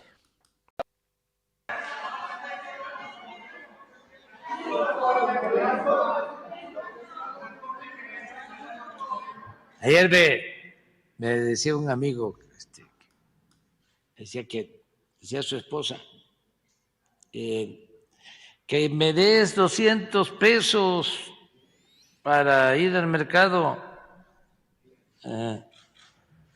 No oigo por acá, por el otro, que me des 500 pesos para ir al mercado. Mejor los 200. Bueno, adiós. Te están preguntando por el asesinato de 5 chicos inocentes. Te están preguntando por un asesinato especialmente brutal, especialmente deshumanizado, especialmente precedido de horas, de un horror, de una desesperación que te imaginas apenas tenuemente, apenas de la menor manera posible lo que deben haber pasado estos pobres muchachos, el temer lo peor, el tener esperanza y de pronto el darse cuenta que sus vidas terminaban después de torturas, de sufrimientos. Y tú haces un chiste, hijo de tu puta madre. Ya. Pedro Miguel, ¿de verdad puedes sustentar eso? ¿De verdad puedes verlo, aplaudirlo y no decir, aquí tenemos un problema, lo estamos haciendo mal? Rafael Barajas, vividor, ideólogo de los cojones. Te van a sacar un libro y van a gastar 2 millones de pesos en sacar un libro tuyo, más todo el dinero que te regala López Obrador. ¿Y sigues avalando esto? ¿En serio? ¿En serio?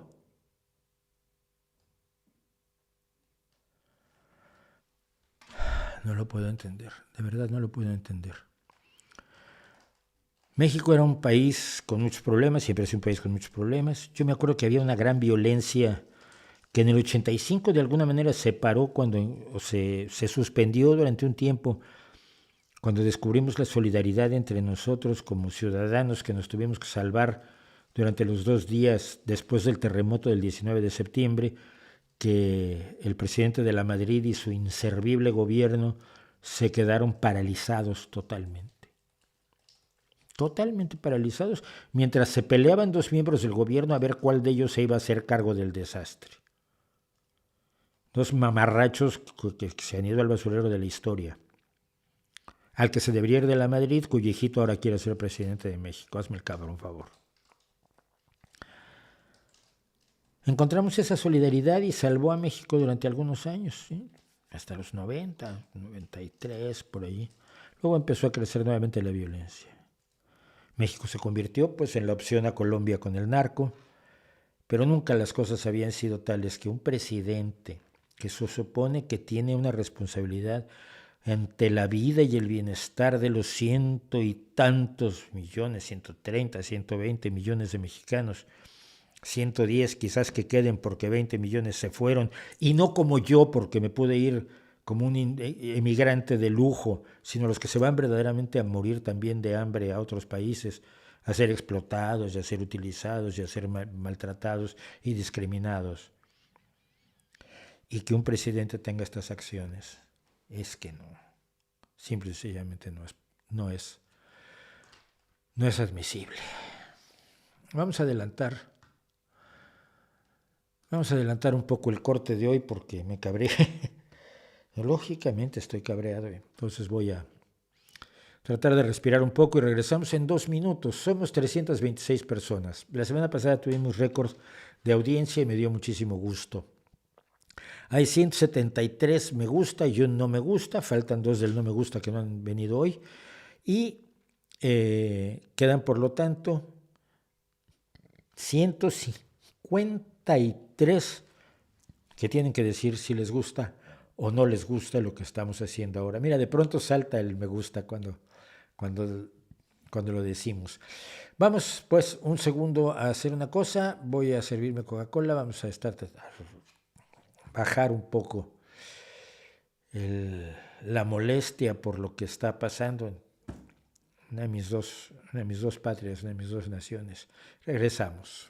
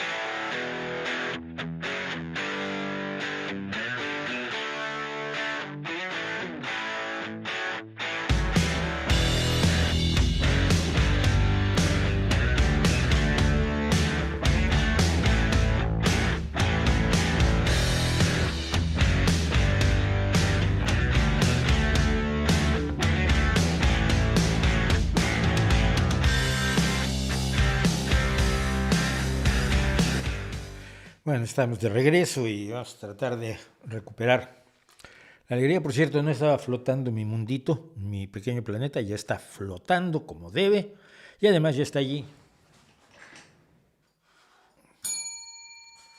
la campana de la semana pasada, que no sé en qué vamos a usar, pero la vamos a usar porque la tenemos allí. Bueno, a veces los pintores quieren decir algo con sus cuadros. ¿Crees que Van Gogh quería decir algo consciente o inconscientemente con sus nubes turbulentas en la noche estrellada? No lo sé. Hay dos formas de abordar esto. Si el autor te dice qué estaba tratando de decir, pues eso es. Si no, no lo sabes. Pero entonces lo interpretas tú y entonces se cierra el ciclo del arte. El arte no existe sin espectador, sin destinatario. La gente que escribe para sí misma dice, yo escribo para mí, ¿sabes qué? Escribe en tu cabeza. Ahorras papel. Yo pinto para mí, por favor, ahorra óleos, pinta en tu cabeza, te lo hace ahí, te queda muy bonito, te queda más bonito en la cabeza. El arte es un fenómeno que ocurre cuando se cierra el ciclo y una persona percibe la obra artística y la interpreta o no la interpreta. Ese es el círculo completo que genera el concepto de arte al que yo me adscribo. No quiero que llegue un filósofo y ¡ay, el arte es otra cosa! Sí, mira, vete a casa. Entonces, de mucho de lo que hizo Van Gogh, para ser correctos en la pronunciación, tenemos muy claro qué quería decir, qué quería hacer, qué quería resaltar, por la vasta cantidad de cartas que le mandó a su hermano Theo, que parcialmente están reunidas en la colección Querido Theo, que hizo, como ya hablamos aquí alguna vez de esta maravillosa mujer, la viuda de Theo Van Gogh, que fue la que nos regaló a Van Gogh, que podía haber quedado olvidado en la historia del todo, como está olvidado, por ejemplo, el hombre que parece que era un gran pintor, cuyos cuadros motivaron el cuadro para una exposición de Modesto Mussorgsky, pero del pintor pues sobreviven 3 cuadros nada más, ¿no? Es una cosa impresionante. Entonces, busca en las cartas de Van Gogh a Theo qué dice él de la noche estrellada. Eso es lo que él quería decir. ¿Qué ves tú? Eso ya es otra cosa. Por ejemplo, a mí nunca me han impresionado tanto las nubes turbulentas de la noche estrellada. No me parecen nubes turbulentas, me parecen, probablemente haya visto galaxias en algún momento dado, Van Gogh. Pero yo de lo que estoy enamorado toda la vida es de los cipreses de Van Gogh. Estos árboles se solían utilizar a la vera de los cementerios y principalmente en los caminos de entrada a los cementerios. Y los cipreses que pintó Van Gogh a lo largo de su vida, que no creo que tengan relación alguna con una idea de cementerio, me parecen de lo más bonito de toda su obra, no quitando unos cuadros que más me gustan en el mundo, que es Los comedores de patatas o La noche estrellada, pero sus cipreses, así con los dibujos, las pinturas de cipreses a mí me gustan muchísimo. Cada quien se fija, cada quien toma del arte lo que le dice algo. Por eso lo sentimos tan cercano. Si nos limitáramos a lo que dice el autor, pues, quizás no lo disfrutaríamos tanto. A mí me cae muy bien esta gente. Hay gente que realmente me enternece muchísimo porque su visión del mundo es un poco como así. Fíjense esto. Dice Jorge Ayala, Estados Unidos, el país más democrático, mató a 3 presidentes de su historia en funciones. Fíjate. El país, varios cientos de millones de seres humanos, no es democrático, porque lo ponen entre comillas, lógicamente, porque el país, esos cientos de millones de personas, mataron a 3 presidentes. Se juntaron todos y los mataron. Asombroso. México mató a 2 emperadores y a un presidente en funciones. Mató a Iturbide, fusiló a Iturbide, fusiló a Maximiliano, y por supuesto fue hasta el asesinato que no hizo México, sino un grupo de cristeros terroristas, el asesinato de Álvaro Obregón. Pero varios más murieron a balazos. ¿Qué coño tiene que ver? Primero que nada, ¿por qué meter a todo el país? Porque claro, es muy cómodo. Estados Unidos vende armas. No, que yo recuerdo, el gobierno de Estados Unidos no vende armas. La mayoría de los ciudadanos de Estados Unidos no venden armas. Ah, hay una industria armamentística que vende armas, sí. Esa industria armamentística, ¿por qué vende armas? Bueno, porque México para Estados Unidos es un país que lo permite, quizás habría que cambiar sus leyes, pero de allá que el país lo hace, hay una diferencia. Pero es muy fácil embarrar en grande. México es un país, uy, en México matan muchísima gente los mexicanos. Óyeme, no. La vasta mayoría de los mexicanos no han matado a nadie nunca, ni tienen planes de hacerlo. ¿Por qué creer que la prensa hegemónica en Estados Unidos es libre? Porque lo ha demostrado. ¿Ok? Porque lo ha demostrado. ¿Tú alguna vez oíste hablar de las atrocidades de Estados Unidos en Vietnam? ¿Quién te las contó? ¿La prensa libre cubana, la prensa libre soviética, la prensa libre china o la prensa libre estadounidense? Walter Cronkite, que fue el primero que puso la guerra de Vietnam en la televisión, y los muchísimos reporteros estadounidenses que narraron y fotografiaron el horror de la guerra de Vietnam con absoluta libertad. ¿Cuál de ellos te lo dijo, O por ejemplo, las atrocidades en la cárcel de Abu Ghraib, en la invasión a Irak, muy reciente, muy reciente. Estados Unidos metió a la cárcel de Abu Ghraib un montón de gente y ahí los torturaron y los maltrataron y los humillaron de una manera espantosa. ¿Y cómo te enteraste tú? Ah, bueno, claro, es que fue la prensa libre mexicana. No, pero fue la prensa libre de... ¿La de Vietnam? No, la de Laos. No, espera, la prensa libre estadounidense, mira, y europea. Amigos míos, fotógrafos de prensa, que estuvieron en Abu Ghraib y lo contaron. ¿Por qué creer? Porque lo es, porque lo puedes ver, porque lo puedes constatar, así como puedes constatar que en Rusia, como abras la boca, te la rompen, si tienes suerte. No es una creencia metafísica ni religiosa, es ver lo que hace la prensa todos los días. Porque existe Fox News, claro que existe Fox News, que es hegemónica, hombre, es el canal más visto en la televisión, el canal de cable más visto en todos los Estados Unidos. Fox es hegemónico. En la televisión por cable, CNN anda de capa caída. ¿Fox es libre? No. ¿Cómo lo sabes? No, porque sabes que no es libre. Porque han confesado que mienten. Mientras que otros se juegan la vida para informarte, ten un poco de agradecimiento. The Doors, me gustaban, no me parecen las mejores bandas de todos los tiempos, la verdad. Creo que su sonido era un tanto limitado. La poesía de Morrison es importante y relevante. Tiene algunas cosas absolutamente maravillosas, pero no me dan esa impresión de ser una de las grandes bandas de todos los tiempos.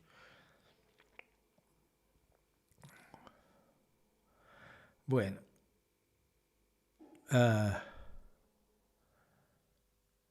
Marcia Cabrera, saludos desde México. María Ballesteros desde Chile. Germán García desde Colombia. Madre mía, como empiezo yo a saludar a todos. Bueno, a ver. Trump ha sido acusado penalmente por cuarta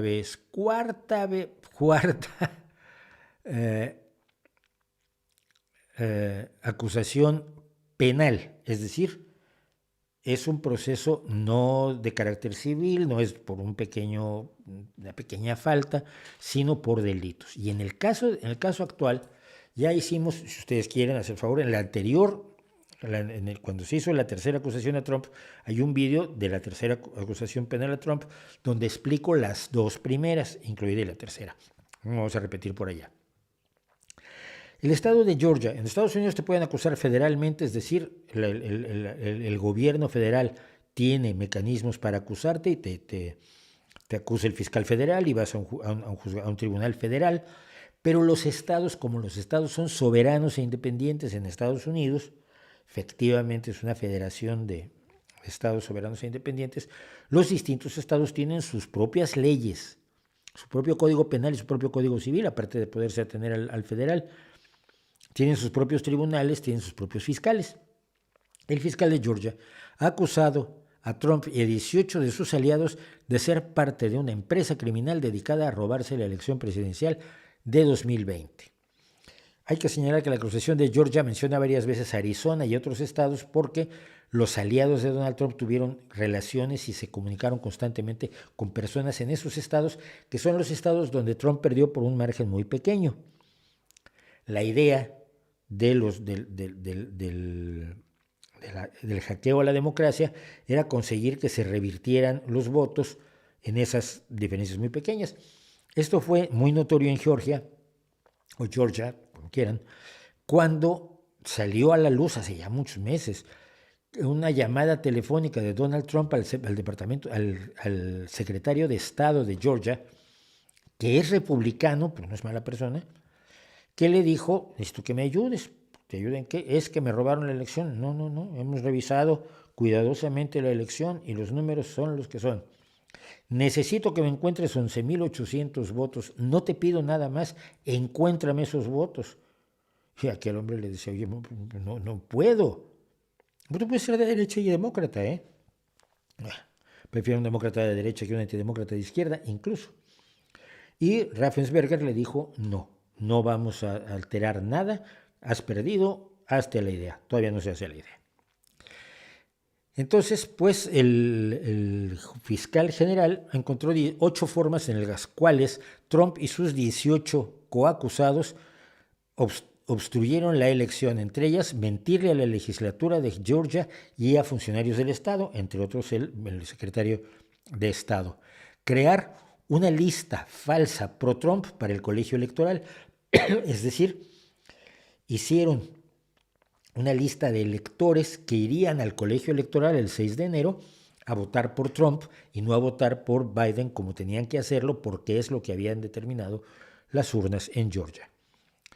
Acosar y hostigar a los trabajadores electorales y encubrir sus acciones. El principal cargo fue establecido por una ley que se creó para la mafia y que es la de asociación ilícita, o una forma determinada de asociación ilícita que en inglés se llama racketeering.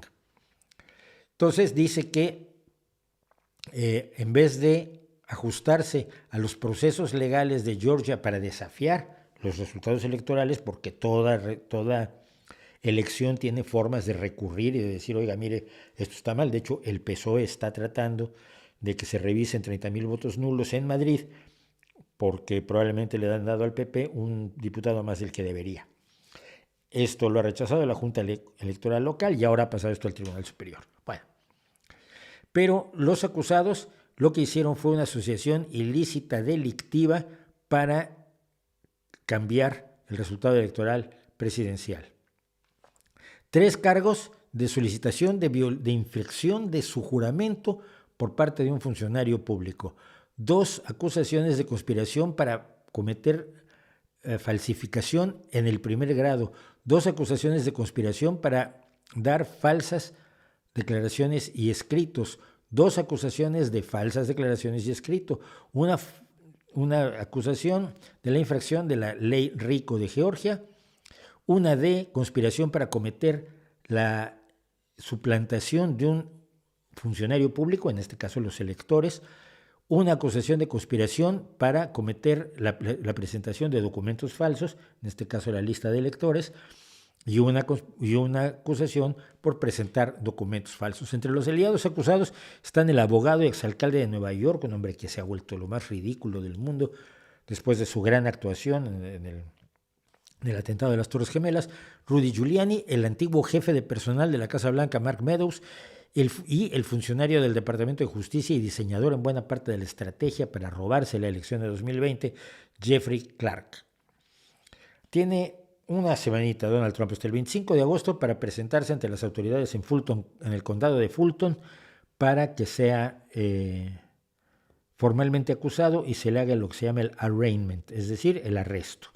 Y el representante, el sheriff de Fulton, ha dicho que él sí le va a tomar las huellas dactilares a Trump y él sí le va a hacer las fotografías identificativas de lo que en inglés se llama el mugshot y que yo conozco como ficha signaléctica, tendrá algún otro nombre, que son estas fotos de frente y de perfil que te hacen con tu estatura atrás cuando te acusan de un delito. Pero hay una quinta posible acusación adicional a Donald Trump. Cuidado, las dos primeras él puede autoperdonarse si es presidente, porque el presidente tiene la autoridad para perdonar a una persona sus delitos federales, aunque esté en la cárcel. A Paul Manafort lo soltó, al otro loco, el que se viste como villano de Batman también, no me acuerdo su nombre ahora, también lo perdonó. Puede perdonarse a sí mismo de delitos federales, pero no de los delitos estatales. Y tiene una acusación formal en Florida, una acusación formal en Nueva York, una acusación formal ahora en Georgia y probablemente una en Arizona, que está sustentada, entre otras cosas, en un video que muestra a los electores falsos de Arizona y a 2 legisladores del estado de Arizona firmando documentos del colegio electoral falsificados, declarando a Donald Trump ganador de la elección del 2020. Y una cosa que es importante, porque me la preguntaron y me puse a averiguarla. No hay nada que indique que estando en la cárcel no pueda ser presidente de los Estados Unidos. Sí, las leyes en Estados Unidos jamás consideraron la posibilidad de que un presidente fuera un delincuente de nivel tal que pudiera acabar en Chirona y que pudiera luego ser presidente estando en Chirona. Entonces existe la posibilidad de que Donald Trump despache como presidente desde la cárcel de Nueva York, Florida, Georgia o Arizona, más las que se acumulen en las próximas semanas.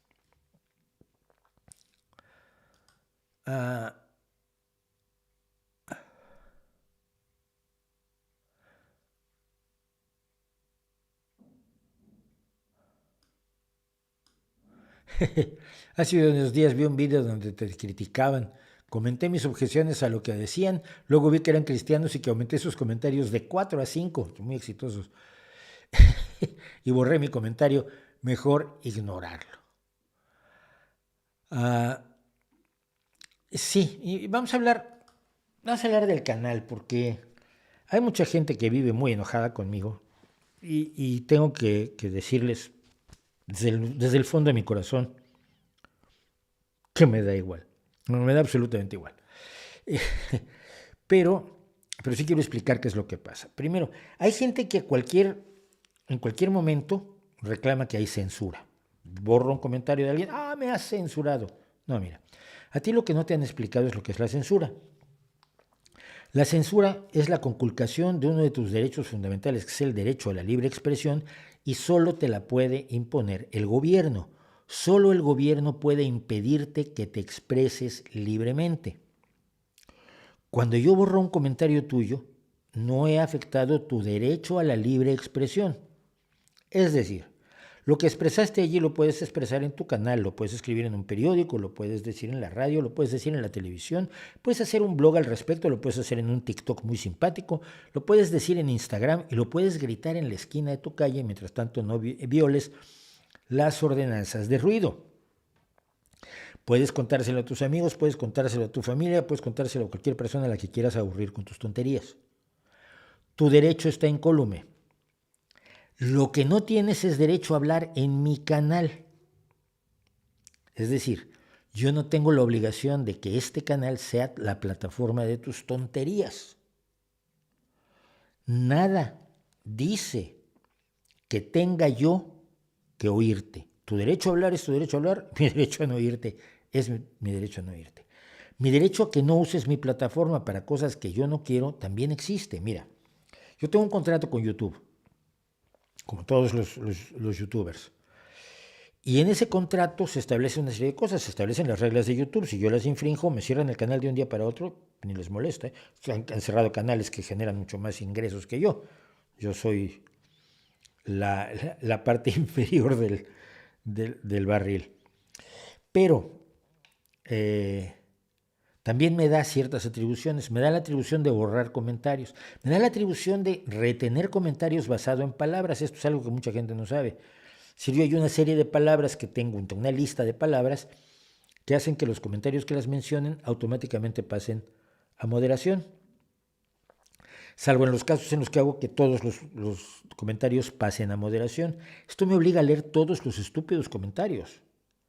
Los grandes comentarios, los comentarios inteligentes, los comentarios amables, los comentarios simpáticos, los comentarios iluminadores y los comentarios inteligentes e informativos, pero me obliga a leer todos los comentarios estúpidos, ¿eh? Y los he leído todos los que se han hecho en este canal. Entonces, te puedo borrar, te puedo echar a moderación por palabras, pero cuando ya está publicado te lo puedo borrar porque tengo una opción, dice remove, y lo removeo y ya. Remove significa eliminar o quitar. Y es un derecho que me da YouTube porque este es mi canal, no el tuyo. Y esta plataforma te la puedo dejar usar, pero no estoy obligado a dejártela usar. Y tengo otro que dice eliminar usuario del canal. Hay muchos que no se han enterado de esto, y pobrecitos, me dan cosita.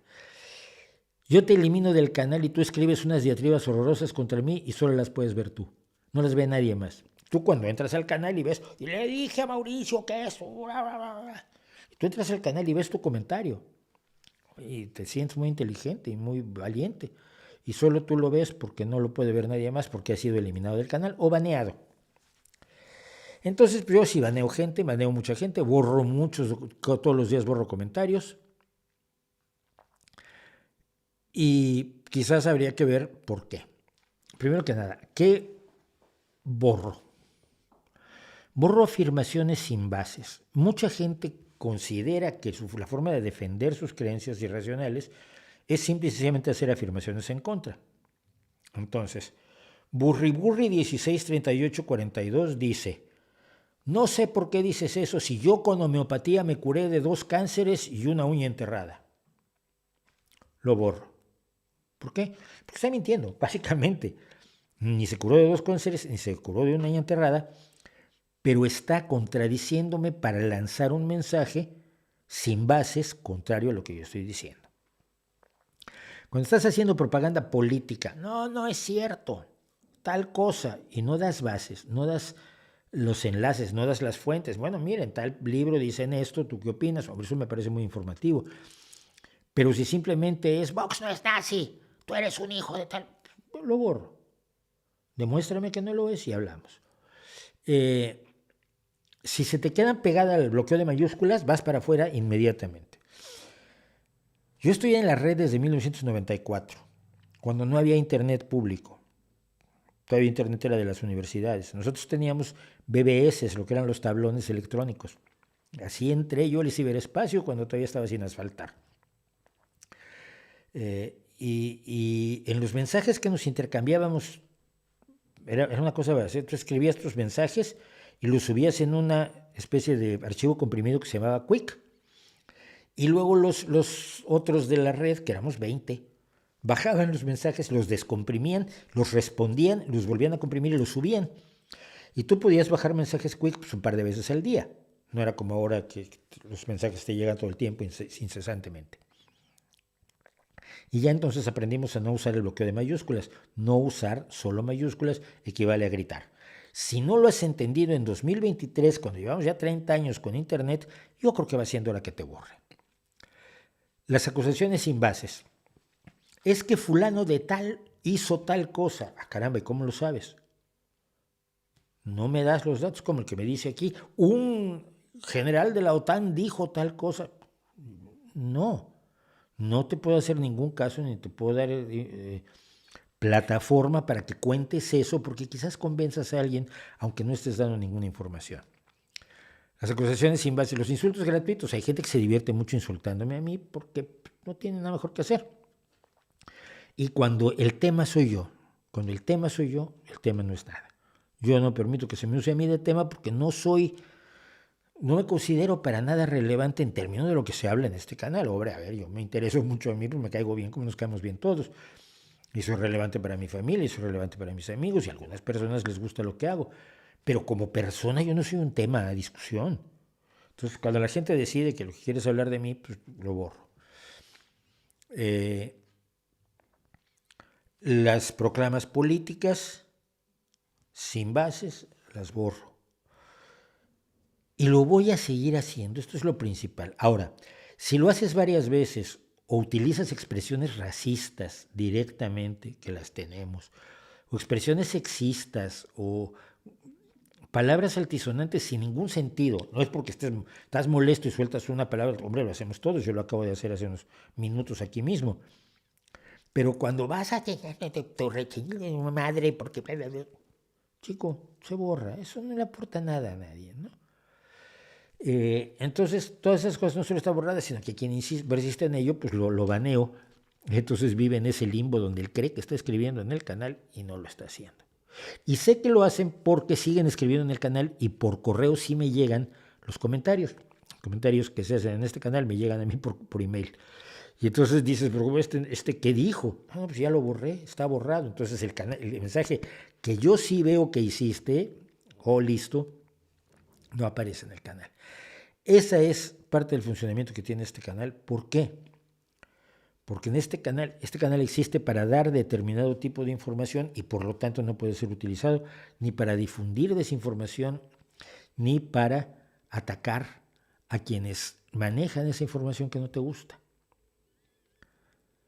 Buen ejemplo, por cierto, el de Japón, del otro día que hablé de las atrocidades que cometió Japón durante la Segunda Guerra Mundial. 5 o 6. Pero entonces Estados Unidos, ¿por qué no dices? Porque el tema es Japón en la Segunda Guerra Mundial, tonto. Por eso no hablé de Estados Unidos ni de la Unión Soviética, ni de Italia, ni Etiopía, ni de la matanza de Katyn, del bosque de Katyn, por parte del ejército soviético. Porque el título es Japón en la Segunda Guerra Mundial. Pero es que Estados Unidos asesinó a millones. ¿Dónde?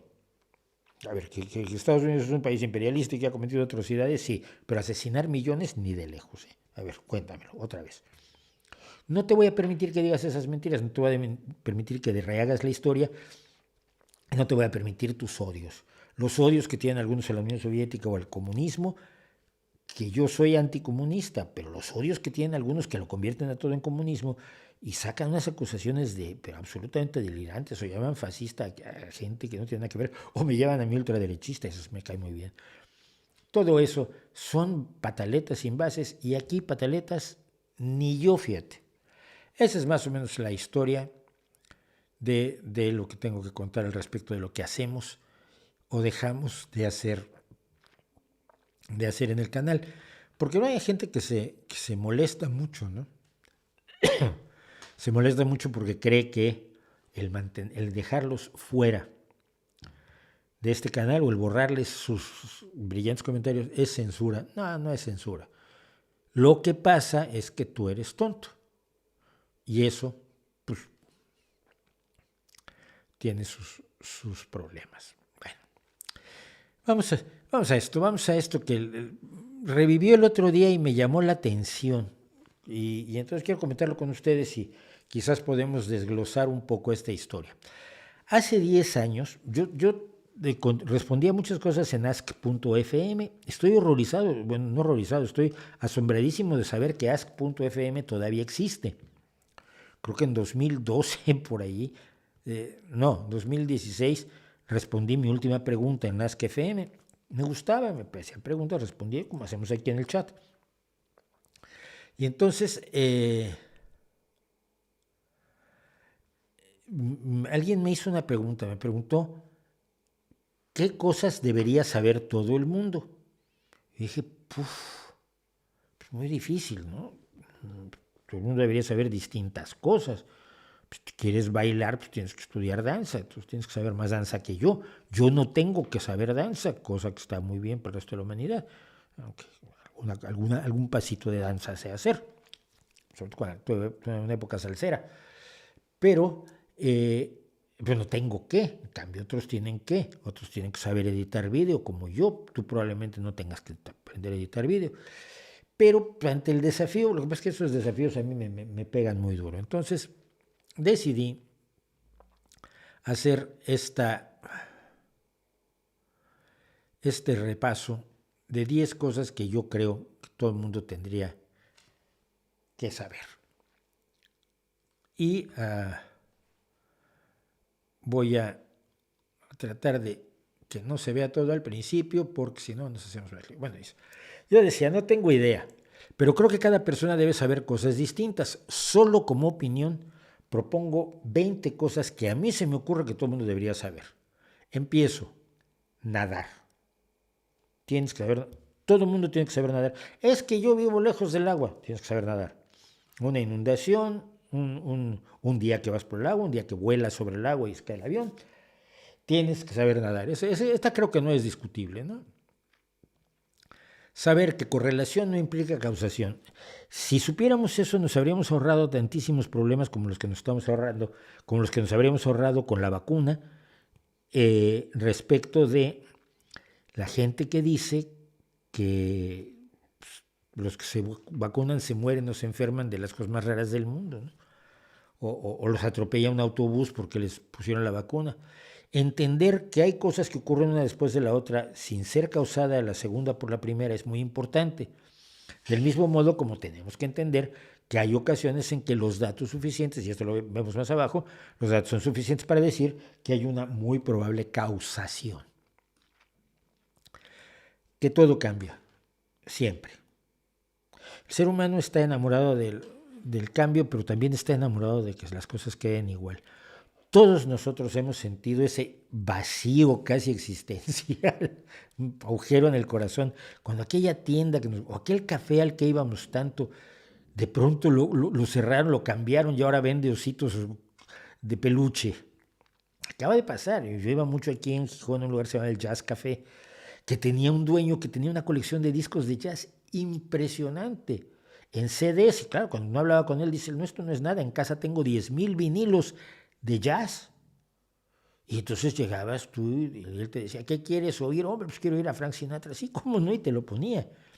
Uno de los cafés más bonitos de Gijón. Y de pronto, pues bueno, se jubiló, él se jubiló como encargado, el dueño lo vendió, lo cambió, y bueno, ahora es otra cosa, una tienda de decoración.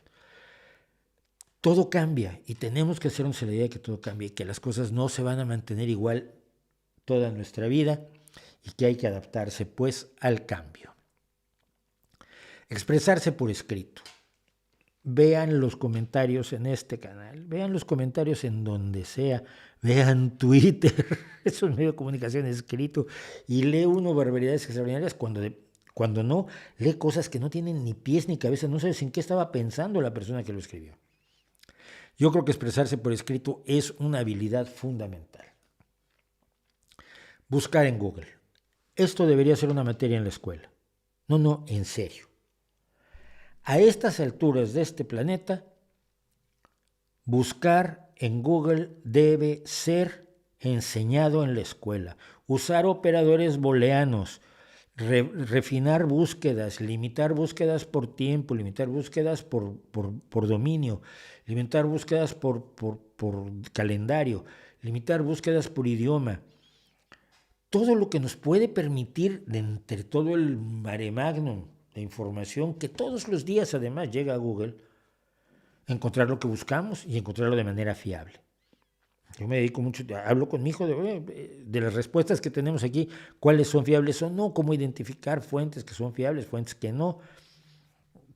Él hace baloncesto, le llegan muchos TikToks de gente que hace unos mates, le dan 25 vueltas en el aire y 2 giros de bailarina para hacer el mate.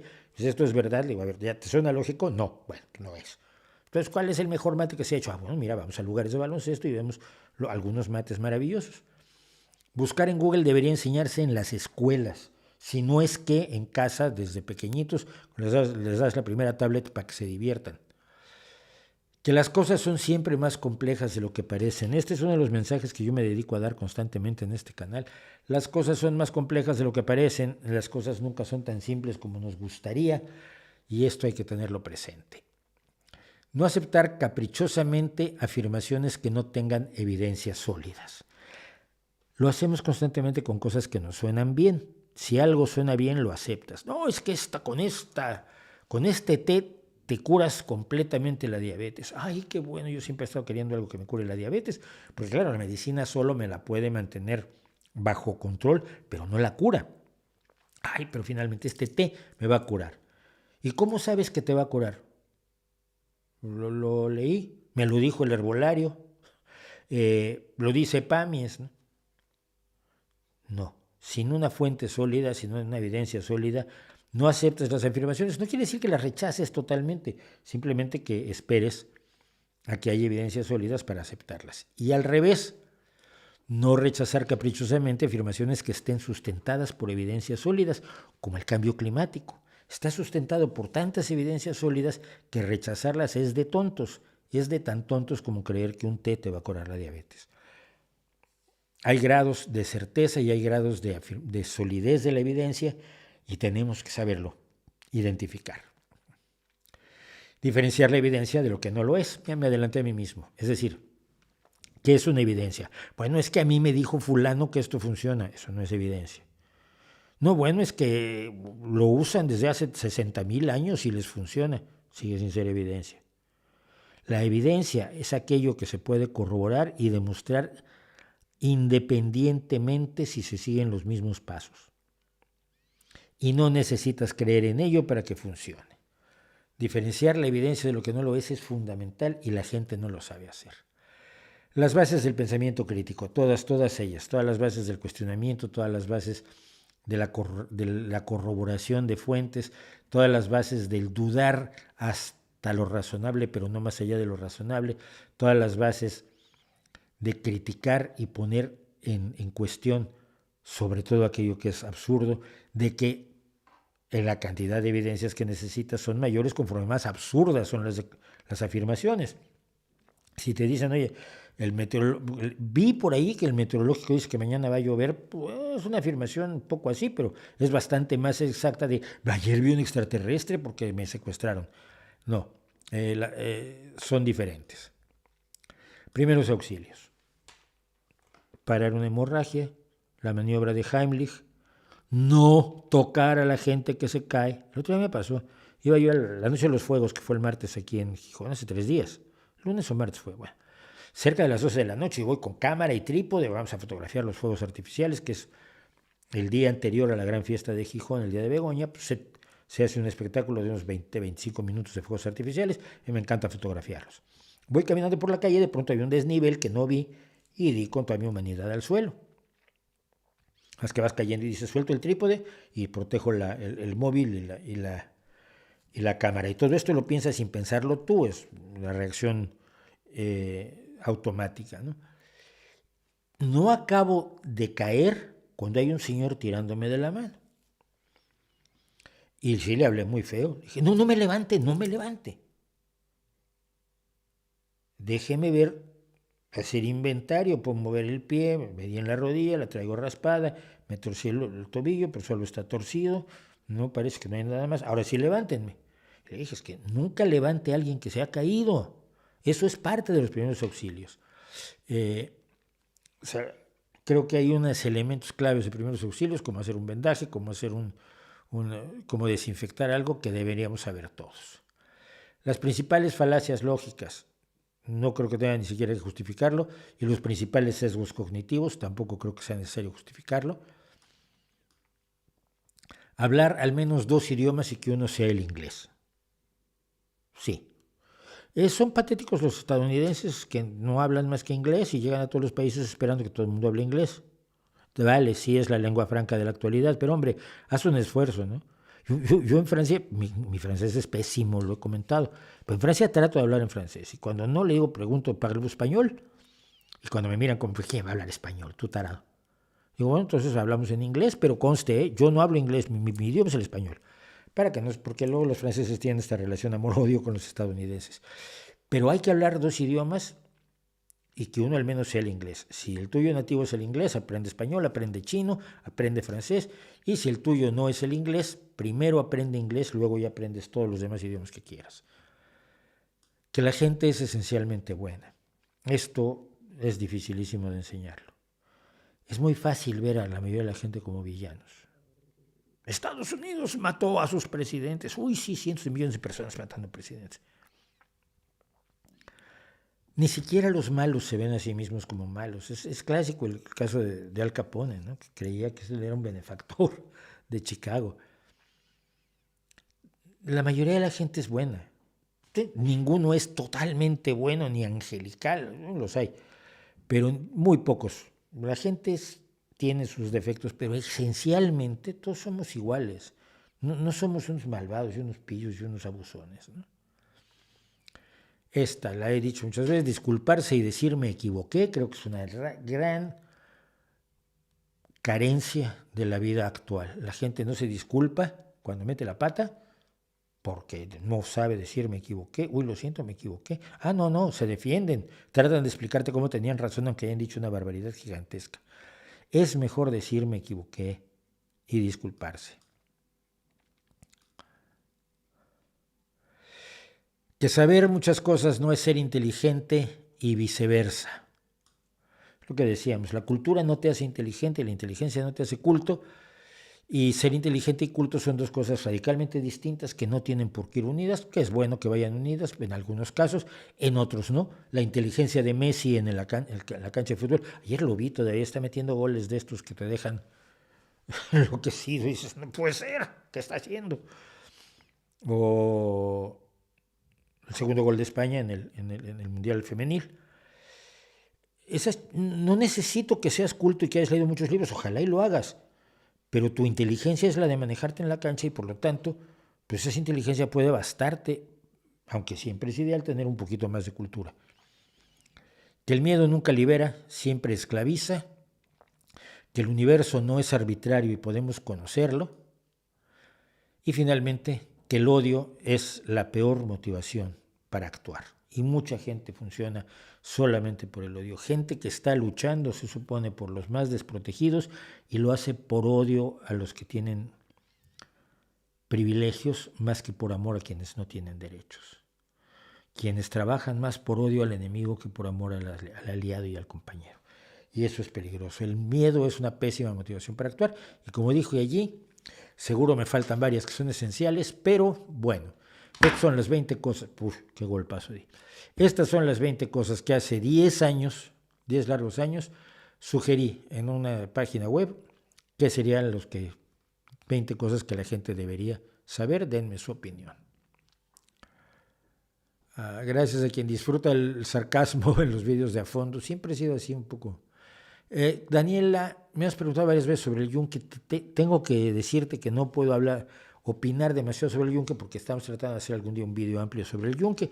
Pues una organización fascista paramilitar mexicana que tiene una larga historia relacionada con los cristeros, con el Partido de Acción Nacional, con los tecos, que forma parte de este nacionalcatolicismo mexicano muy estrechamente ligado también a Falange y a los grupos de ultraderecha españoles, que así fue como nació el PAN. Pero, ¿qué opino? Opino que es basura ideológica, religiosa, social, política y humana. Las PASO existen desde 2011, bien, gracias. Recomiendan algunos libros de divulgación de ciencias económicas de autores muy rigurosos. Es que tampoco yo no sé de ciencias económicas mucho, pero yo te recomiendo a Krugman porque me parece que es un tipo rigurosísimo. Y en español, Josep Borrell, el comisionado europeo, acaba de hacer el prólogo de La economía socialdemócrata de Francisco Blanco, de Pachi Blanco, que es amigo mío, y a quien ya hablamos de venir a explicar la economía socialdemócrata a este canal. Así que, pues, así es esto. Ese sería uno, pues.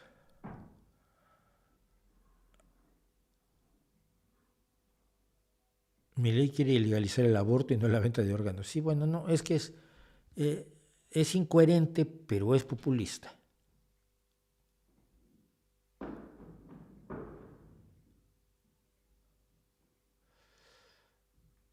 Aquí Rubén Flores nos aclara las condiciones del balotaje, que no son el 50% más uno, sino el 45% más un voto, o entre 40 y 45% de los votos si tiene 10 puntos de diferencia con respecto al segundo con mayor votación.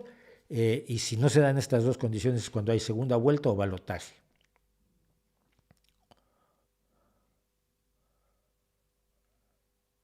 Bueno, vamos a ver. Cancelar a Shakespeare. Cancelar, sí, cancelar a Shakespeare. ¿Saben ustedes esto que es la cultura de la cancelación, no? Que, por ejemplo, si yo digo algo que no debo respecto de cierta cuestión que para el mundo de la ultraderecha, no, del posmodernismo es incorrecto, entonces me pueden cancelar. Es decir, pueden hacer, por ejemplo, que me quiten la posibilidad de presentar mi libro en algún lado, que me echen del trabajo, que me echen de la universidad o que no me den un trabajo en la universidad, que no se vendan mis libros, que no me dejen dar conferencias, que se hable muy mal de mí, solamente que no se pueda hablar de mí bien en los medios de comunicación, en las redes, etc. Esta es la cancelación. Voy a poner un ejemplo de un intento de cancelación reciente. Hay un tipo de la ultraderecha estadounidense que muy listo hizo un documental que se llama ¿Qué es una mujer? Y se fue a entrevistar única y exclusivamente a la gente que defiende la teoría queer según la cual una mujer es indefinible. O mujer es aquello que una persona siente que es cuando se siente mujer, cosas por el estilo. Evidentemente hay una definición de mujer como la hembra de la especie humana, que fue la que usó aquí nuestro amigo transdisidente, a quien entrevistamos y cuyo nombre acabo de olvidar, por supuesto, Mel Supernova. La definición que puede ser pues, básicamente por genética, sin contarle, hay hombres, mujeres e intersexuales, que son personas que no tienen X, genes XY o XX, sino tienen X o XXX o XY, perdón, o XXYY o solo Y. Es decir, es un porcentaje pequeño de seres humanos que son intersexuales, pero que tienen expresiones finalmente externas de uno u otro sexo. Esto es enormemente inaceptable hablar de ello ni tratar de debatirlo. Lo que hizo este tío, que insisto es listo, es irse a entrevistar a las personas que no pueden definir qué es una mujer y ridiculizarlos espantosamente, que es una mujer, y no se lo quieren decir porque ideológicamente no aceptan la idea, y es legítimo, a ver, esto aquí no hay nadie legítimo, es legítimo que digan, no, es que mujer es quien se siente mujer independientemente de su carga genética, de su potencial reproductivo, de que produzca espermatozoides o produzca óvulos. Vale. Tú puedes creer en eso y creer que la luna es de queso. No problem. Él los ridiculizó y utiliza esto, que es un debate real y problemático en el mundo del feminismo, en el mundo de la gente LGTB y en el mundo real. Es un debate efectivo, es un debate que existe, que se ha tratado de acallar, pero que existe. Y entonces él lo utiliza como pretexto para descalificar toda la lucha de las mujeres por ser iguales a los hombres, toda la lucha de la gente LGTB, etcétera, por tener derechos, por ser respetada, por ser tomada en serio, por ser valorada como persona y no por sus preferencias o experiencias o exposiciones o expresiones de sexualidad, de género, de nada de eso. Esa lucha que yo apoyo, que toda persona razonable apoya, de que una persona no debe ser valorada por eso, los ataca este personaje usando un flanco débil. Entonces ha tenido una gran cantidad de visualizaciones el documental y la ultraderecha estadounidense está feliz porque nadie sabe que es una mujer. Bueno. Cuando tú cancelas gente, como lo están tratando de cancelar a él, o como se ha cancelado a otros por participar en el debate, permites que la derecha utilice tus flancos débiles para llevar a cabo sus propias políticas y sus propios deseos. Curioso, ¿no? Si tú defiendes que blancos y negros deben estar separados, hombre, los nazis están felices, eso es lo que yo quiero.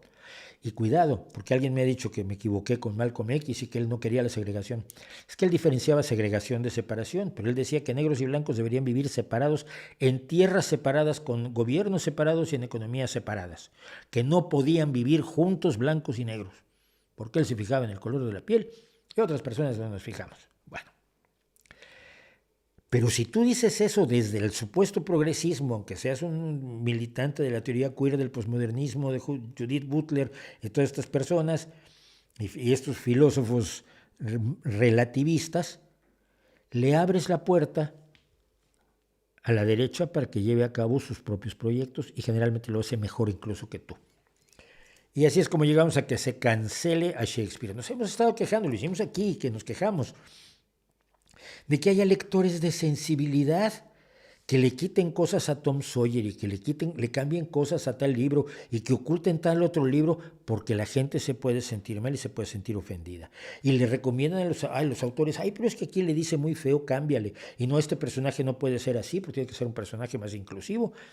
Y hay editoriales en Estados Unidos que tienen lectores de sensibilidad, ¿no? Entonces llega una bestia parda como Ron DeSantis, gobernador de California, y crea una ley donde dice que no se puede decir gay porque la palabra gay pues molesta a la gente y indoctrina a los niños. Si la izquierda regresiva consagra la cancelación y la persecución y la censura, la derecha la va a usar. En vez de ser abiertos, liberales y decir, mira, chico, el mundo es complicado, enfréntalo. Los libros tienen cosas que no nos gustan, léelos tú y decide. No, yo quito esto de este libro. Y llega la derecha y dice, dale, yo quito también esto. Los alumnos del distrito escolar, de un distrito escolar, en Florida, leerán únicamente fragmentos seleccionados de las obras de William Shakespeare en su clase y no los textos completos debido a las guías de plan de estudios rediseñadas y desarrolladas en parte para tener en consideración las nuevas leyes del Estado que registran los materiales de la salón de clase cuyo contenido pueda ser considerado sexual. Ojo, no que sea sexual, que pueda ser considerado sexual. O sea, si el hecho de que Winnie the Pooh no use pantalones yo lo considero sexual, me puedo cargar todo Winnie the Pooh en Florida. Los cambios en las guías del plan de estudios de las escuelas públicas del condado de Hillsborough fueron hechos teniendo en presente la nueva legislación de Florida que limita los materiales en las aulas que contienen pornografía o descripciones obscenas de conducta sexual. Y yo pienso en Shakespeare y otros motivos incluyen los estándares estatales revisados y un esfuerzo para que los alumnos lean una amplia variedad de libros para los exámenes estatales nuevos. Varias obras de Shakespeare utilizan juegos de palabras sugerentes y sugestiones sexuales.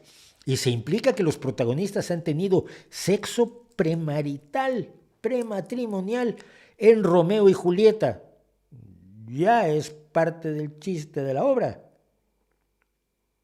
Son como los niños del Children's Behave de Ahora estamos solos, de Tommy James y los Shondells, de los que hablábamos la semana pasada. Los libros de Shakespeare sí podrán ser sacados en los centros de medias en las escuelas, pero en el salón de clases, nanay.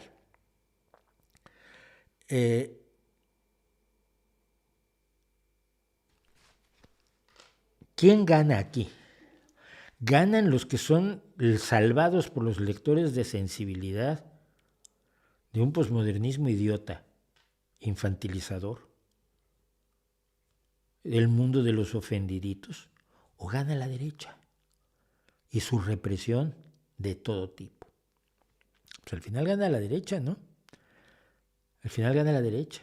Si no quieres que hablemos de raza, si no quieres que fulano sea negro en esta obra, porque como es el villano, si es negro, hombre, pues se va a interpretar que eso es racismo porque el villano es negro, entonces pues hay que cambiarlo y ponerlo que sea rubio y de ojos azules y venga de Guapaconeta, Ohio. Entonces también pueden borrar a Romeo y Julieta de los libros de los niños. Joder, a mí me gustó Romeo y Julieta cuando lo leí. Estamos entregándonos en manos de los más reaccionarios a través de la reacción de izquierda. De una izquierda regresiva, de una izquierda cerril, de una izquierda que no es en realidad izquierda.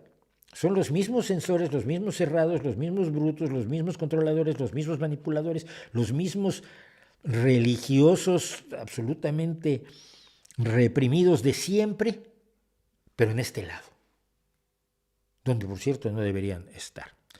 Eso es lo que tenemos ahora con el hecho de que hayan cancelado en Florida al maestro William Shakespeare. Y cuídate tú mucho de la poesía de García Lorca, si cae en manos de cierta izquierda o de Vox.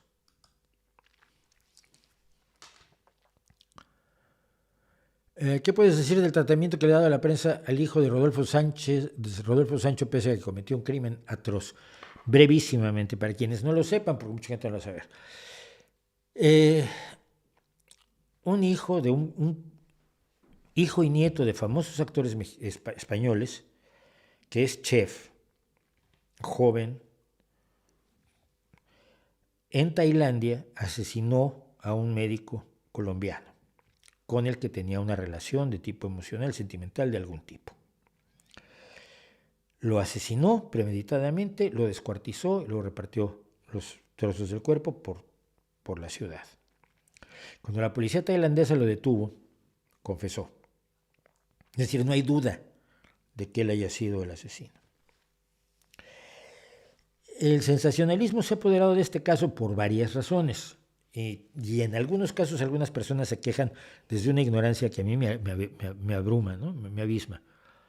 Un caso así, donde una persona de una familia conocida asesina y descuartiza a otra persona con la que además mantenía una relación emocional o sexual o sentimental o íntima de algún tipo, según todo parece indicar, llama la atención. Es decir, es noticia según las reglas mismas del periodismo. En septiembre el curso de periodismo, septiembre-octubre el curso de periodismo. Es decir, que es noticia.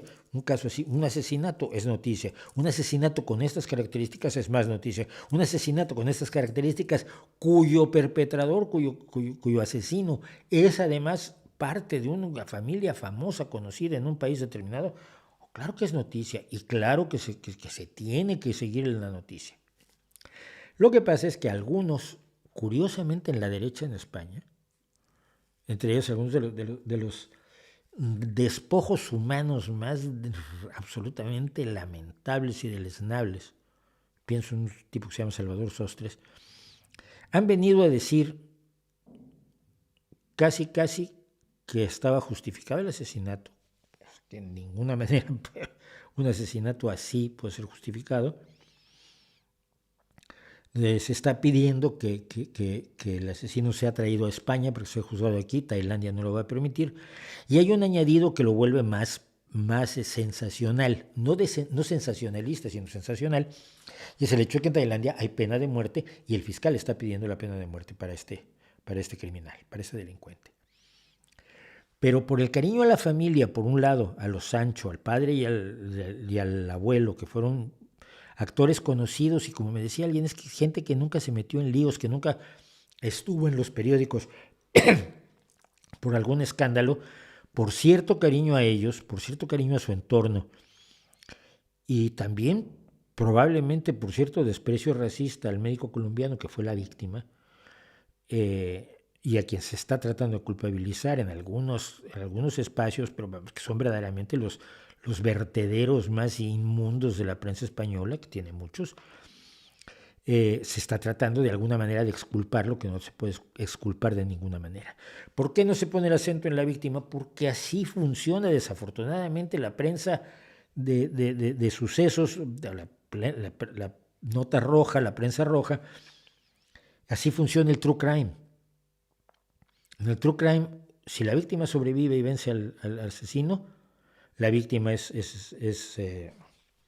exaltada, y pienso en una chica que huyó de unos secuestradores que tuvo, una chica es famosa, yo veo mucho true crime, y que es famosa porque logró acabar con sus secuestradores y llevarlos a la cárcel, o que ha escapado de gente que los iba a matar, ¿no? La víctima que sobrevivió siempre es famosa, pero si no, dime los nombres de las víctimas de Ted Bundy, dime las víctimas del estrangulador de Boston, de Jack the Ripper, de Jack el Destripador, dime las víctimas de Jeffrey Dahmer. No sé por qué, ni creo que sea defensible, que las víctimas nos importen menos que los asesinos cuando contamos historias de crímenes horrendos. Pero en este caso está pasando así, y sacarlo de de ese espacio para acusar a los medios de que están haciendo algo especial, en este caso, al centrarse en el asesino y no en la víctima, me parece también un poco exagerado. No porque en algunos casos no hay exageraciones como las de este ser humano de segunda que es Sostres, que sí ha escrito cosas horrendas, sobre todo involucrando la sexualidad de ambos participantes, de ambos hombres, pero independientemente de eso, que sí se sale, desafortunadamente siempre pasa así. Y si queremos cambiar la forma en que abordamos el true crime, los crímenes reales, la nota de sucesos, la nota roja, pues hay que empezar, pero esto es lo normal. Desafortunadamente es lo normal.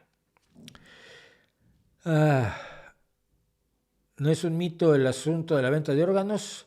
Según un especialista en trasplantes, eso no existe. No, la venta de órganos sí existe, pero no existe como en el mito que, por cierto, promovió muchísimo la autora luego del Mundo según Monsanto, Marie-Monique Robin, que es una sensacionalista francesa sin respeto alguno por la realidad. No, el tráfico de órganos existe de la siguiente manera. Tú buscas personas dispuestas a vender sus órganos y les haces una prueba de sangre. Luego, la gente que quiere comprar un riñón, por ejemplo, se hacen las pruebas de histocompatibilidad. Si alguna de las personas que quiere vender sus órganos es histocompatible, generalmente gente pobre en la India o Pakistán, vas y le dices, mira, tú vas a fingir que eres primo de fulano y que esta es una donación altruista de órganos porque son histocompatibles. Entonces yo te llevo, yo te pago el viaje y la estancia y la manutención. A donde vas a ir, te metes al hospital, después que te hagan todas las pruebas adicionales de histocompatibilidad, te operan, te sacan el riñón, se lo ponen a mi amigo, que es supuestamente tu tío, tu primo, tu hermano, tú nunca vas a mencionar que te pagamos, sales, tú vas a estar muy bien, solo necesitas un riñón para vivir y te damos tus $2,000. Así es como se lleva a cabo la venta de órganos. La otra es la venta de trozos de cuerpos en las morgues, de la que ya hablé aquí ampliamente en un vídeo sobre cuánto cuesta tu cuerpo. Porque ligamentos, córneas, huesos, distintos tejidos son objeto de comercio en las morgues, en las funerarias en Estados Unidos sobre todo, pero no es el de que desperté en una bañera con hielo y tenía aquí un agujero, no. La forma en que se sensacionalizó la venta de órganos, y algunas veces simplemente en literatura, como mi amigo Eugenio Aguirre, que escribió una novela sobre el tema que se llamaba Los niños de colores, no es como lo cuenta el mito, pero sí existe, sobre todo en cuestión de riñones. En cuestión de venta de riñones existe y trozos de hígado existe. Y existe en esas condiciones. Y hay mucha gente, esto está perfectamente demostrado. Lo que no está demostrado es lo que es el mito. Marie-Monique Robin, por ejemplo, anduvo paseando por el mundo, desvergonzada la mujer, a un niño colombiano al que aseguraba que le habían extraído las córneas. Estando vivo le quitaron las córneas para trasplantárselas a un rico colombiano. Y cuando los médicos vieron al niño aquí en Europa dijeron, oiga, no, este niño tiene las córneas enteras, lo que tiene es otro problema de la vista. Ella nunca pidió perdón, luego procedió a escribir El Mundo según Monsanto y ella se sigue llenando de dinero. Le da igual. ¿Qué piensas del caso de Pablo González, el periodista detenido en Polonia? Que no entiendo ni por qué no tiene el apoyo consular que debería tener, ni entiendo por qué no hay una exigencia mayor por parte de ciertos grupos de que se proceda al juicio de haberlo, a la presentación de las pruebas de haberlas y de que se aclaren las cosas como suelen aclararse en estos casos. Incomunicado no debería estar. La reticencia del gobierno español me da mucho la idea de que tiene pruebas el gobierno polaco y las ha mostrado de que efectivamente él hace trabajo de inteligencia. No creo que de otra manera no me explico por qué ha sido remiso el gobierno español cuando le ofrece su apoyo consular a todos, incluido al asesino de Tailandia. Entonces, o porque tienen información privilegiada, y si no, no me lo explico, porque debería tener, en otro caso, por supuesto, tanto el apoyo consular como el apoyo de muchísimas otras organizaciones pidiendo que se aclaren las cosas. No se trata de proclamarlo inocente porque nos cae bien, porque es periodista o por lo que sea, pero sí de que se ha tratado con todas las garantías y con todos los elementos de la justicia más elemental. Me alarma mucho y espero que se aclare la situación, por supuesto, en bien de él y de su familia, sobre todo si no tiene nada que temer. Estás harto, en Argentina están hartos del populismo berreta de izquierda y ahora van a tener el populismo asesino de derecha. ¡Ya! Bien. Pero eso no es libertad, ¿eh? Esta en libertad como el Corea del Norte es democrática. Ten mucho cuidado. Milei quiere eliminar el Ministerio de Salud porque la salud privada es mejor. ¿Realmente la salud privada es mejor? No. No, y los países donde la salud pública está bien llevada, por ejemplo, el Reino Unido, que cada vez está más bajo asedio por parte de los gobernantes conservadores, y en España, donde está bajo asedio, por ejemplo, en Madrid, con el gobierno ultraconservador de Madrid, pero en los lugares donde funciona, no hay nada que se compare a la sanidad pública. Y tienes además médicos que son médicos porque quieren ser médicos, que cobran salarios excelentes y que bueno, muy merecido, pero que no pueden aspirar a hacerse ricos como los médicos de la sanidad privada, que no te pueden operar innecesariamente como los médicos de la sanidad privada, que no pueden hacer muchas cosas que hace la sanidad privada cuando la salud es un negocio. Tengo toda, entre la lista de reproducción de este canal de historias de horror del libre mercado, tengo varias sobre salud que deberías ver.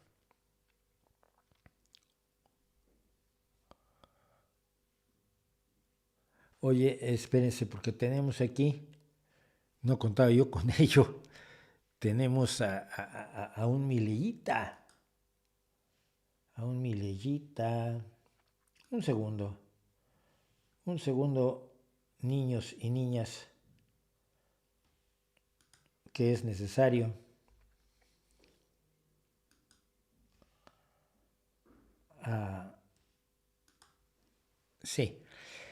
Sí, no, tú puedes brindar por lo que quieras, Lautaro, pero como dije en este canal, es mío. No te doy mi plataforma para que defiendas a Milei, lo siento. No, la verdad no lo siento, pero tú imagínate que soy buena persona y por cortesía digo que lo siento.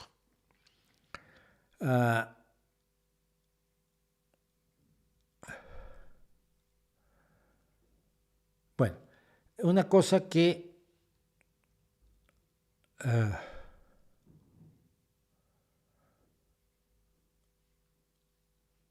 quería yo comentar.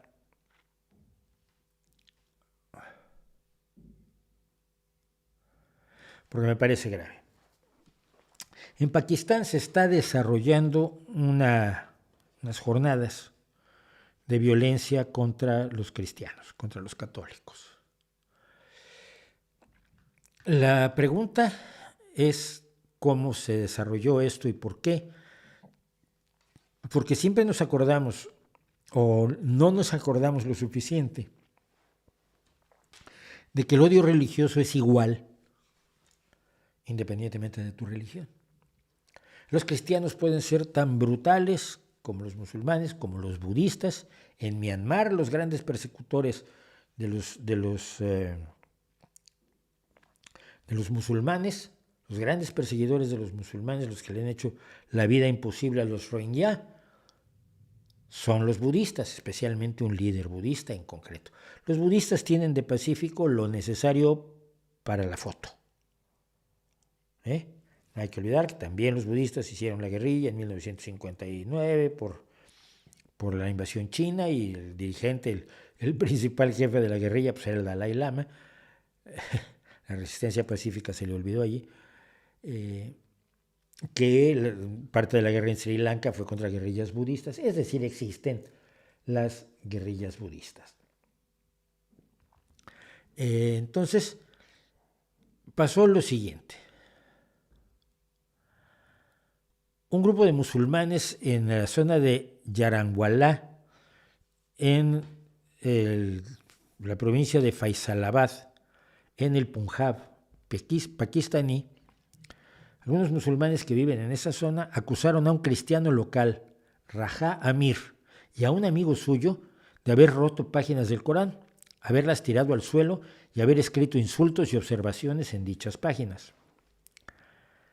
Mira, si lo hicieron y hay pruebas, probablemente se les podría decir, oye, no hagas eso. Quizás hasta multarlos, ¿no? No hagas enojar a la gente. O quizás aplaudirlos, que es lo que haría yo. Pero el asunto es que en un país donde el fanatismo radical musulmán está enormemente vivo, el país donde nació Al-Qaeda, mucho después de la guerra de Afganistán, no Estados Unidos no fundó Al-Qaeda, olvídense de aquello fue, Estados Unidos financiaba a otros luchadores por la libertad que eran fanáticos religiosos, los que son hoy los talibanes, pero Al-Qaeda nace mucho tiempo después ya en Pakistán, con dinero pakistaní y de Arabia Saudí. Bien. En Pakistán el fanatismo es brutal. ¿Cómo pudieron tener una primera ministra, como fue Benazir Bhutto? No lo sé. El caso es que estos grupos de musulmanes acusó a este grupo de católicos, este grupo de cristianos, de haber roto el Corán, de haber escrito insultos y observaciones en las páginas del Corán y tirarlo al suelo. Y en el mundo musulmán el Corán es sagrado. No debes tocar, no debes hacer nada con ese libro, aunque solo sea una impresión del libro y para cualquiera de nosotros sería solamente un volumen impreso más, no, ellos lo ven distinto. Entonces se empezó a calentar la gente, se empezó a movilizar la gente, porque los cristianos, estas generalizaciones, los Estados Unidos mataron 3 presidentes. Bueno, pues los cristianos están quemando Coranes, están rompiendo Coranes, y por lo tanto, pues vamos a quemar unas 5 iglesias, vamos a entrar a casas de personas cristianas a tratar de apalearlos, a romperles sus cosas, a quemarlas, a destruir todo lo posible. Ya es de por sí grave, pero no es tan inocente, porque en un momento dado hay un grupo llamado Tehrik-e-Labbaik Pakistán, aquí está Pakistán, grupo islamista, partido islamista de extrema derecha, que empezó a hacer anuncios públicos desde las mezquitas y otros lugares, llamando a la gente a ir a esa zona donde supuestamente había ocurrido este ataque contra el Corán, y a que la gente fuera para vengar a Alá. Si Alá es tan poderoso, Alá se podría defender solo. Y si es tan misericordioso, Alá podría perdonar esto. Pero Alá es poderoso y misericordioso parte del tiempo. Pero otra parte del tiempo se supone que son los fieles los que tienen que defenderlo, porque no tiene ni la capacidad para defenderse, ni la misericordia necesaria para perdonar. Como decía mi viejo amigo Nabil, cuando bebía decía, Alá es misericordioso y me perdonará, que beba. Bueno, este grupo, Tehrik-e-Labbaik Pakistán, ha asesinado policías, realiza constantes protestas violentas contra los cambios en la ley de blasfemia y exigen que la Sharia se convierta en la ley en Pakistán. Para detener estas atrocidades se ha tenido que movilizar al ejército y personas como este obispo, Assad Marshall, dice que, bueno, que los sacerdotes, obispos, sacerdotes y legos cristianos sufren y se sienten mal por el incidente de Yaranwala en el distrito de Faisalabad, en Pakistán. O sea que se está quemando un edificio de una iglesia mientras yo escribo este mensaje. Se han atacado Biblias, han roto Biblias, cosa que también considera muy mal. Y se ha torturado y acosado a cristianos después de haberlos acusado falsamente, no lo sabemos, de haber violado el Sagrado Corán.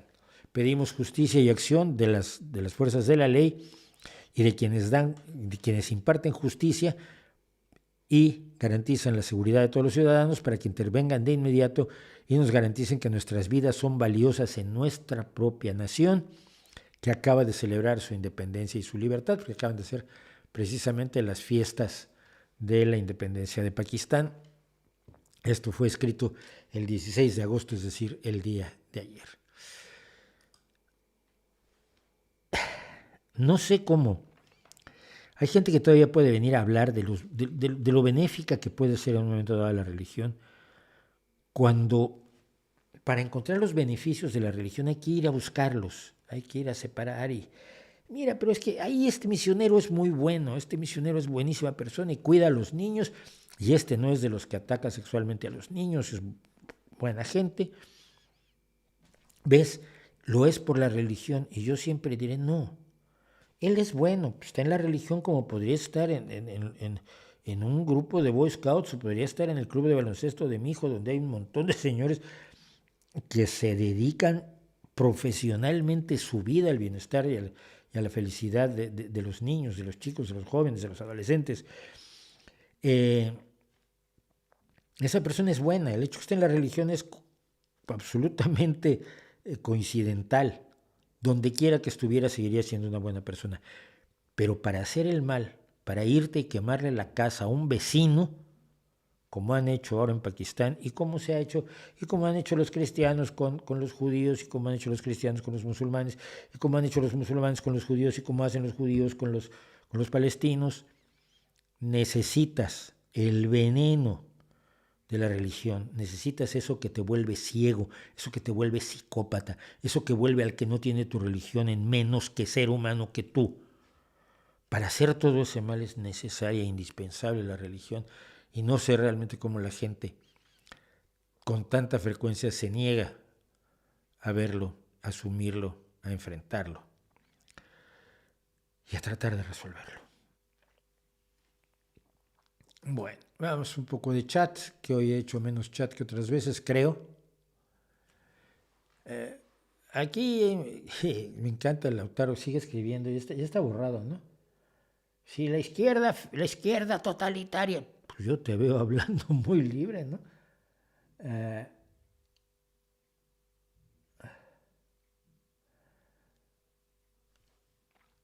Bueno.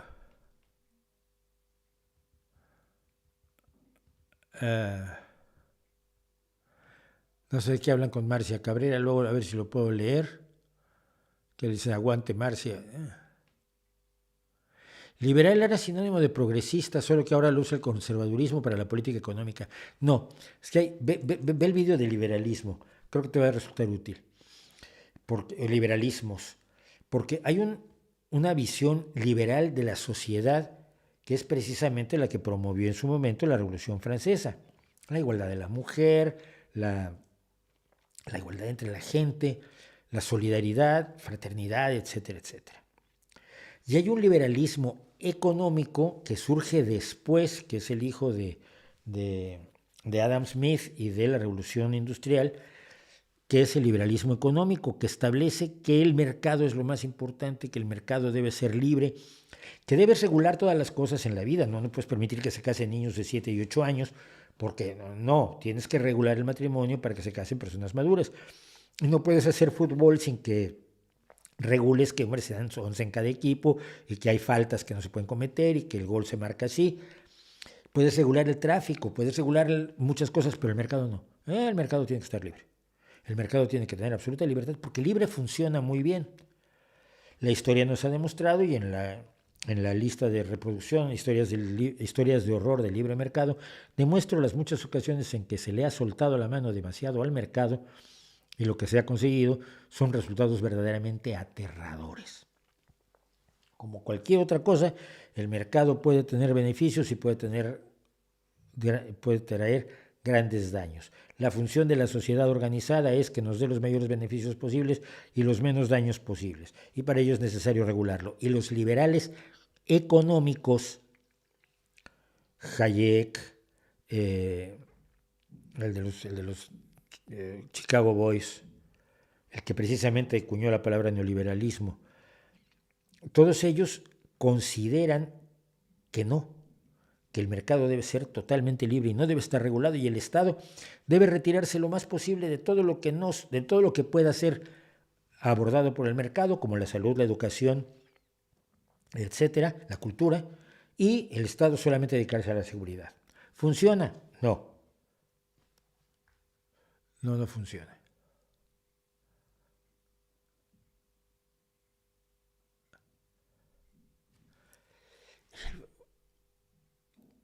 Bueno, de veras. ¿Dirías que Milei es genuinamente libertario? No, porque no cree en la libertad. La libertad es un bichito un poquito más complejo. Mira, yo siempre me he preguntado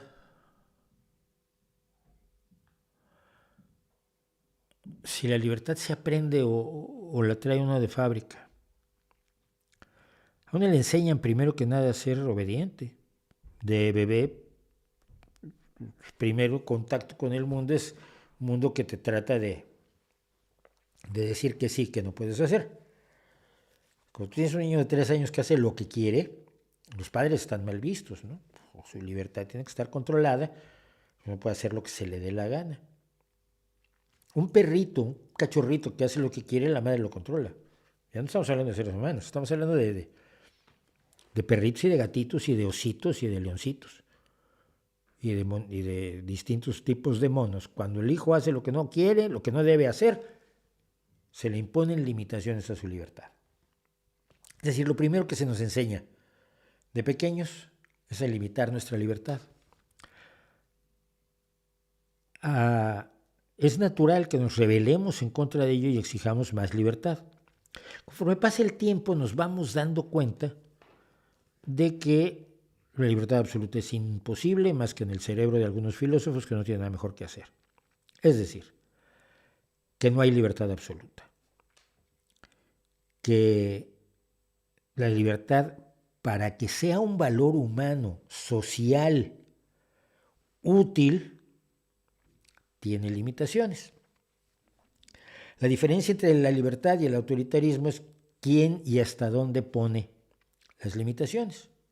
Si las limitaciones te las impone una ley de un legislativo democrático, que además puedes cambiar en un momento dado, al paso del tiempo las leyes cambian, decíamos que todo cambia siempre, y esas son las leyes que te limitan y están hechas por gente como tú, bueno, las elecciones normales donde tienes un legislativo más o menos diverso, pero que acuerda ciertas leyes, pues está limitada tu libertad, no eres totalmente libre.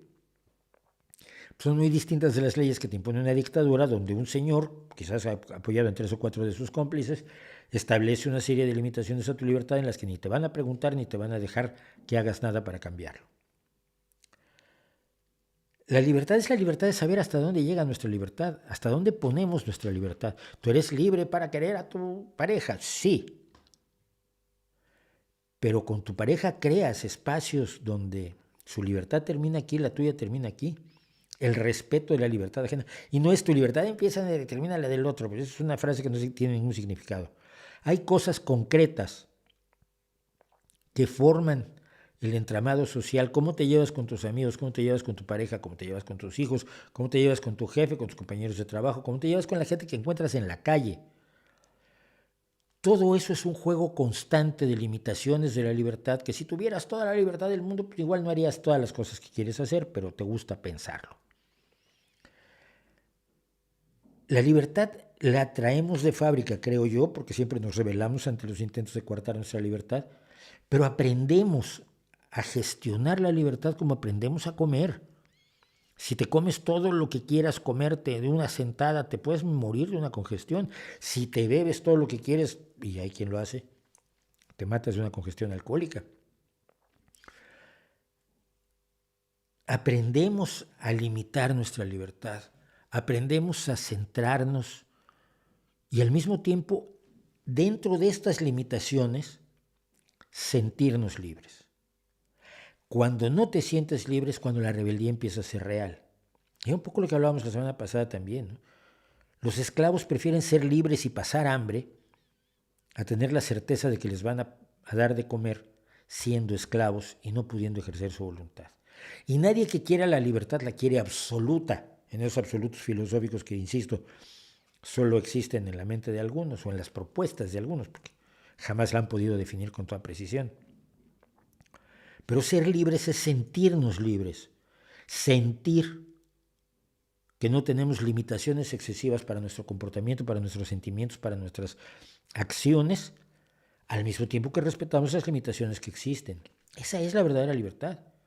No es la libertad total. No es la libertad de patear gatitos en la calle.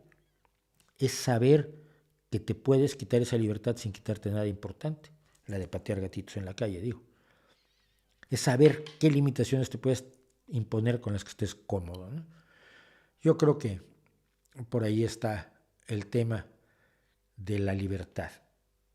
Y un libertario nunca puede jugar a coartar la libertad de otros simplemente por sus limitaciones económicas, que es a lo que juega Milei.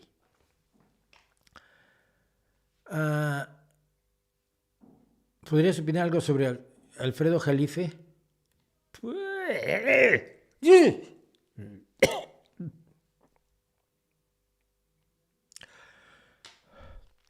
¿Qué opina de la futura supuesta? Estamos otra vez con Milei.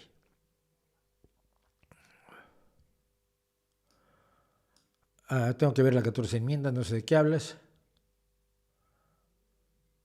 Oye, de veras, qué pesado eres, tío.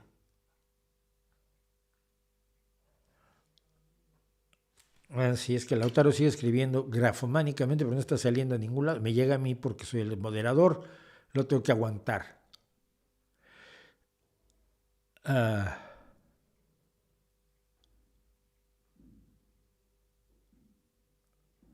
Bueno, hoy se suscribió al canal, muchísimas gracias, bienvenido.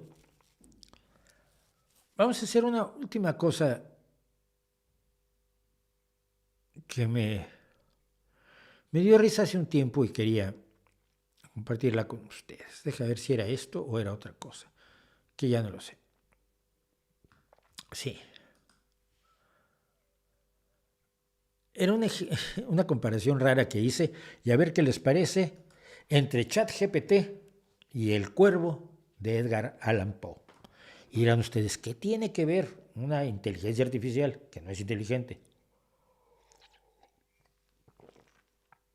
Un algoritmo generativo de diálogo, o como le llama con mucha inteligencia un amigo mío, un loro estocástico, con uno de los más grandes poemas de la lengua inglesa, que es El Cuervo de Edgar Allan Poe, y espero que sepan de qué va El Cuervo, no es un poema de terror. Resumo rápidamente, si no lo resumí aquí.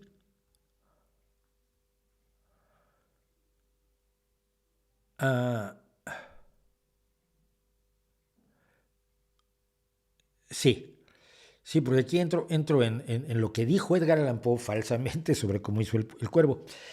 El Cuervo es un poema en el que está un tipo sentado leyendo libros viejos y de pronto tocan en la ventana, como si estuviera alguien golpeando la ventana, abre y entra volando un cuerpo que se posa sobre un busto de Palas Atenea, la diosa de la guerra, que tiene él frente a su puerta. Bueno, la gente decoraba así sus casas, yo tampoco me voy a meter en cuestiones de decoración de interiores. Y le hace una pregunta, da igual, le hace una pregunta al cuervo y el cuervo le responde, nevermore, nunca más. Le hace otra pregunta y el cuervo le responde, nevermore.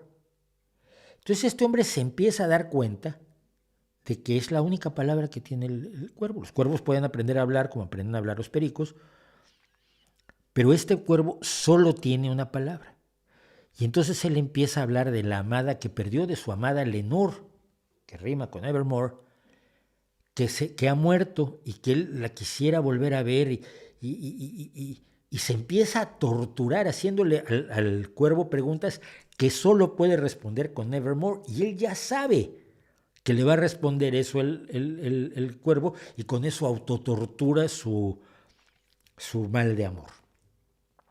Y al final se supone que queda para siempre allí el cuervo sobre el busto de Palas Atenea, lanzando una sombra de la cual su alma no se podrá levantar nunca porque no tiene a la perdida Leonor.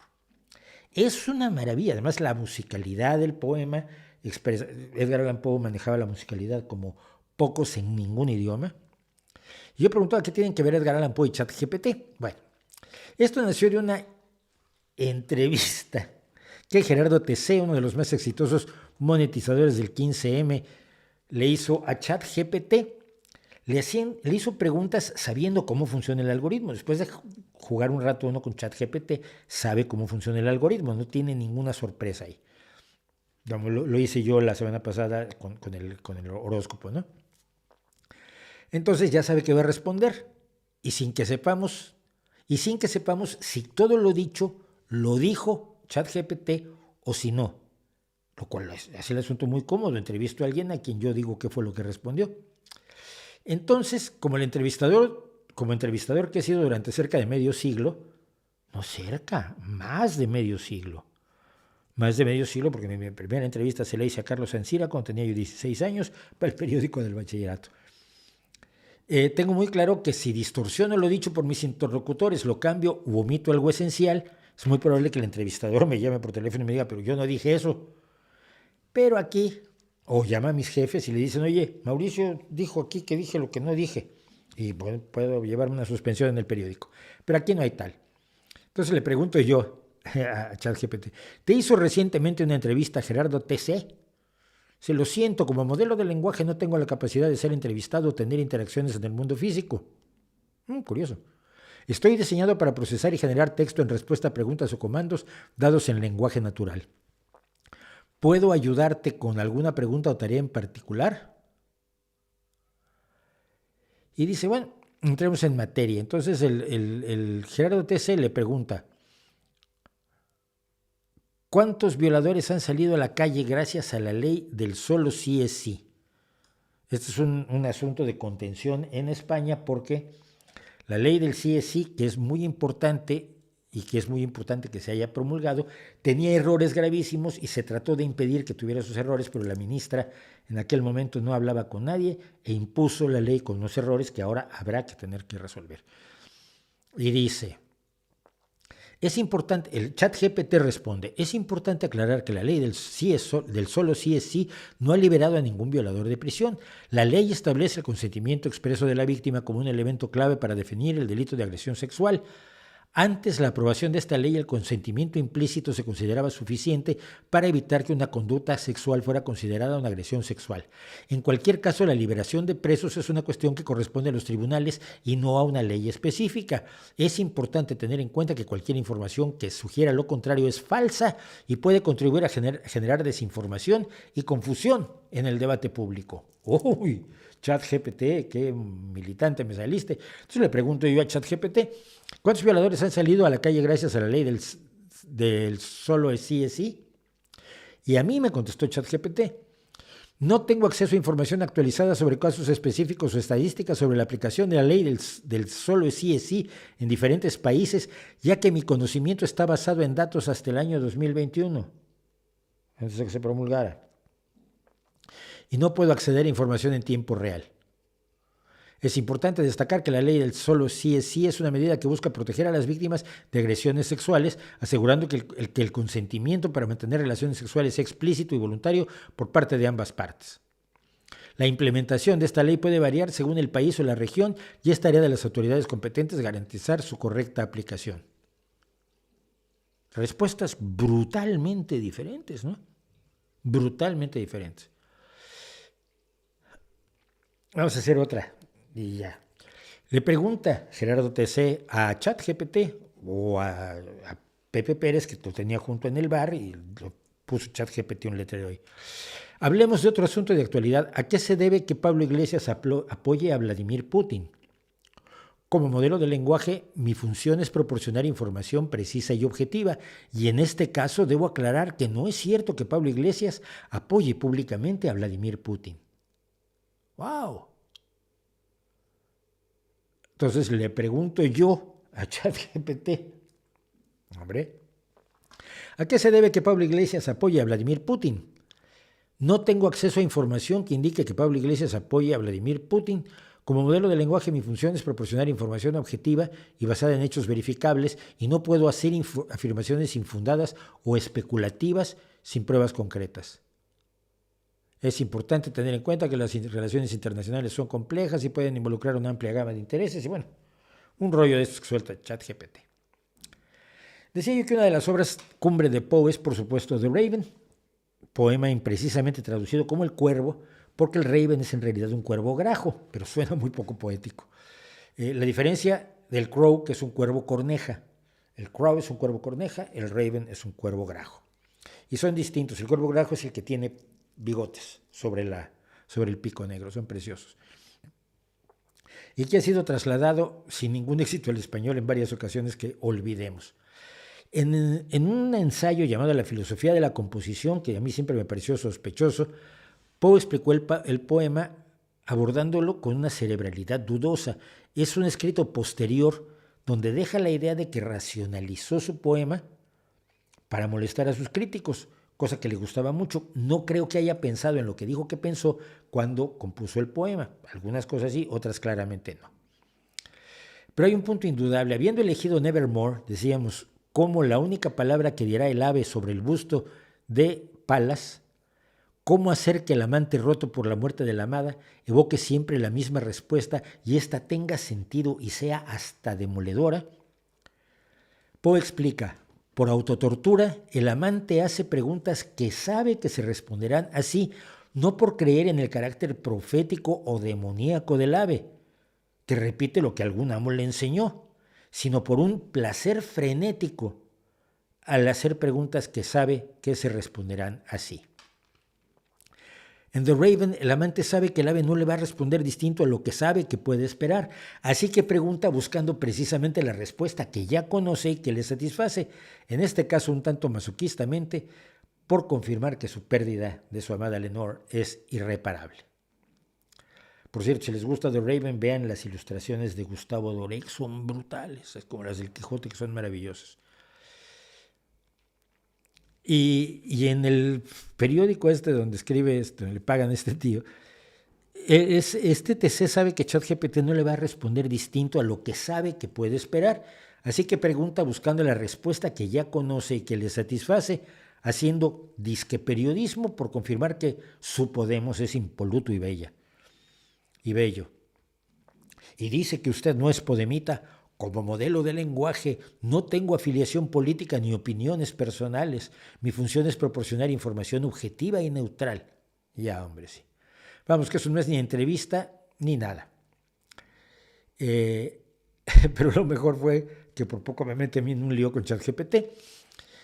No hay certeza de que ChatGPT haya respondido así, es propaganda disfrazada de periodismo que es repugnante a derecha, izquierda, arriba y abajo. Lo que hay, por cierto, es que una de las preguntas más brillantes de este pisateclas me exigió dar explicaciones, dijo él. Al menos estará de acuerdo conmigo en que la inmigración trae delincuencia a España. Y ChatGPT se supone que le responde. No puedo estar la idea de que la inmigración está relacionada con la delincuencia es un estereotipo común que no está respaldado por la evidencia empírica. De hecho, varios estudios realizados por expertos en criminología han demostrado que no hay una relación causal entre la inmigración y la delincuencia y que los inmigrantes tienen una tasa de criminalidad similar o inferior a la de los ciudadanos nacionales en la mayoría de los países. Y todo eso es cierto, además. Sabemos que es cierto, la inmigración no trae delincuencia, diga lo que diga Vox. Pero hago exactamente la misma pregunta.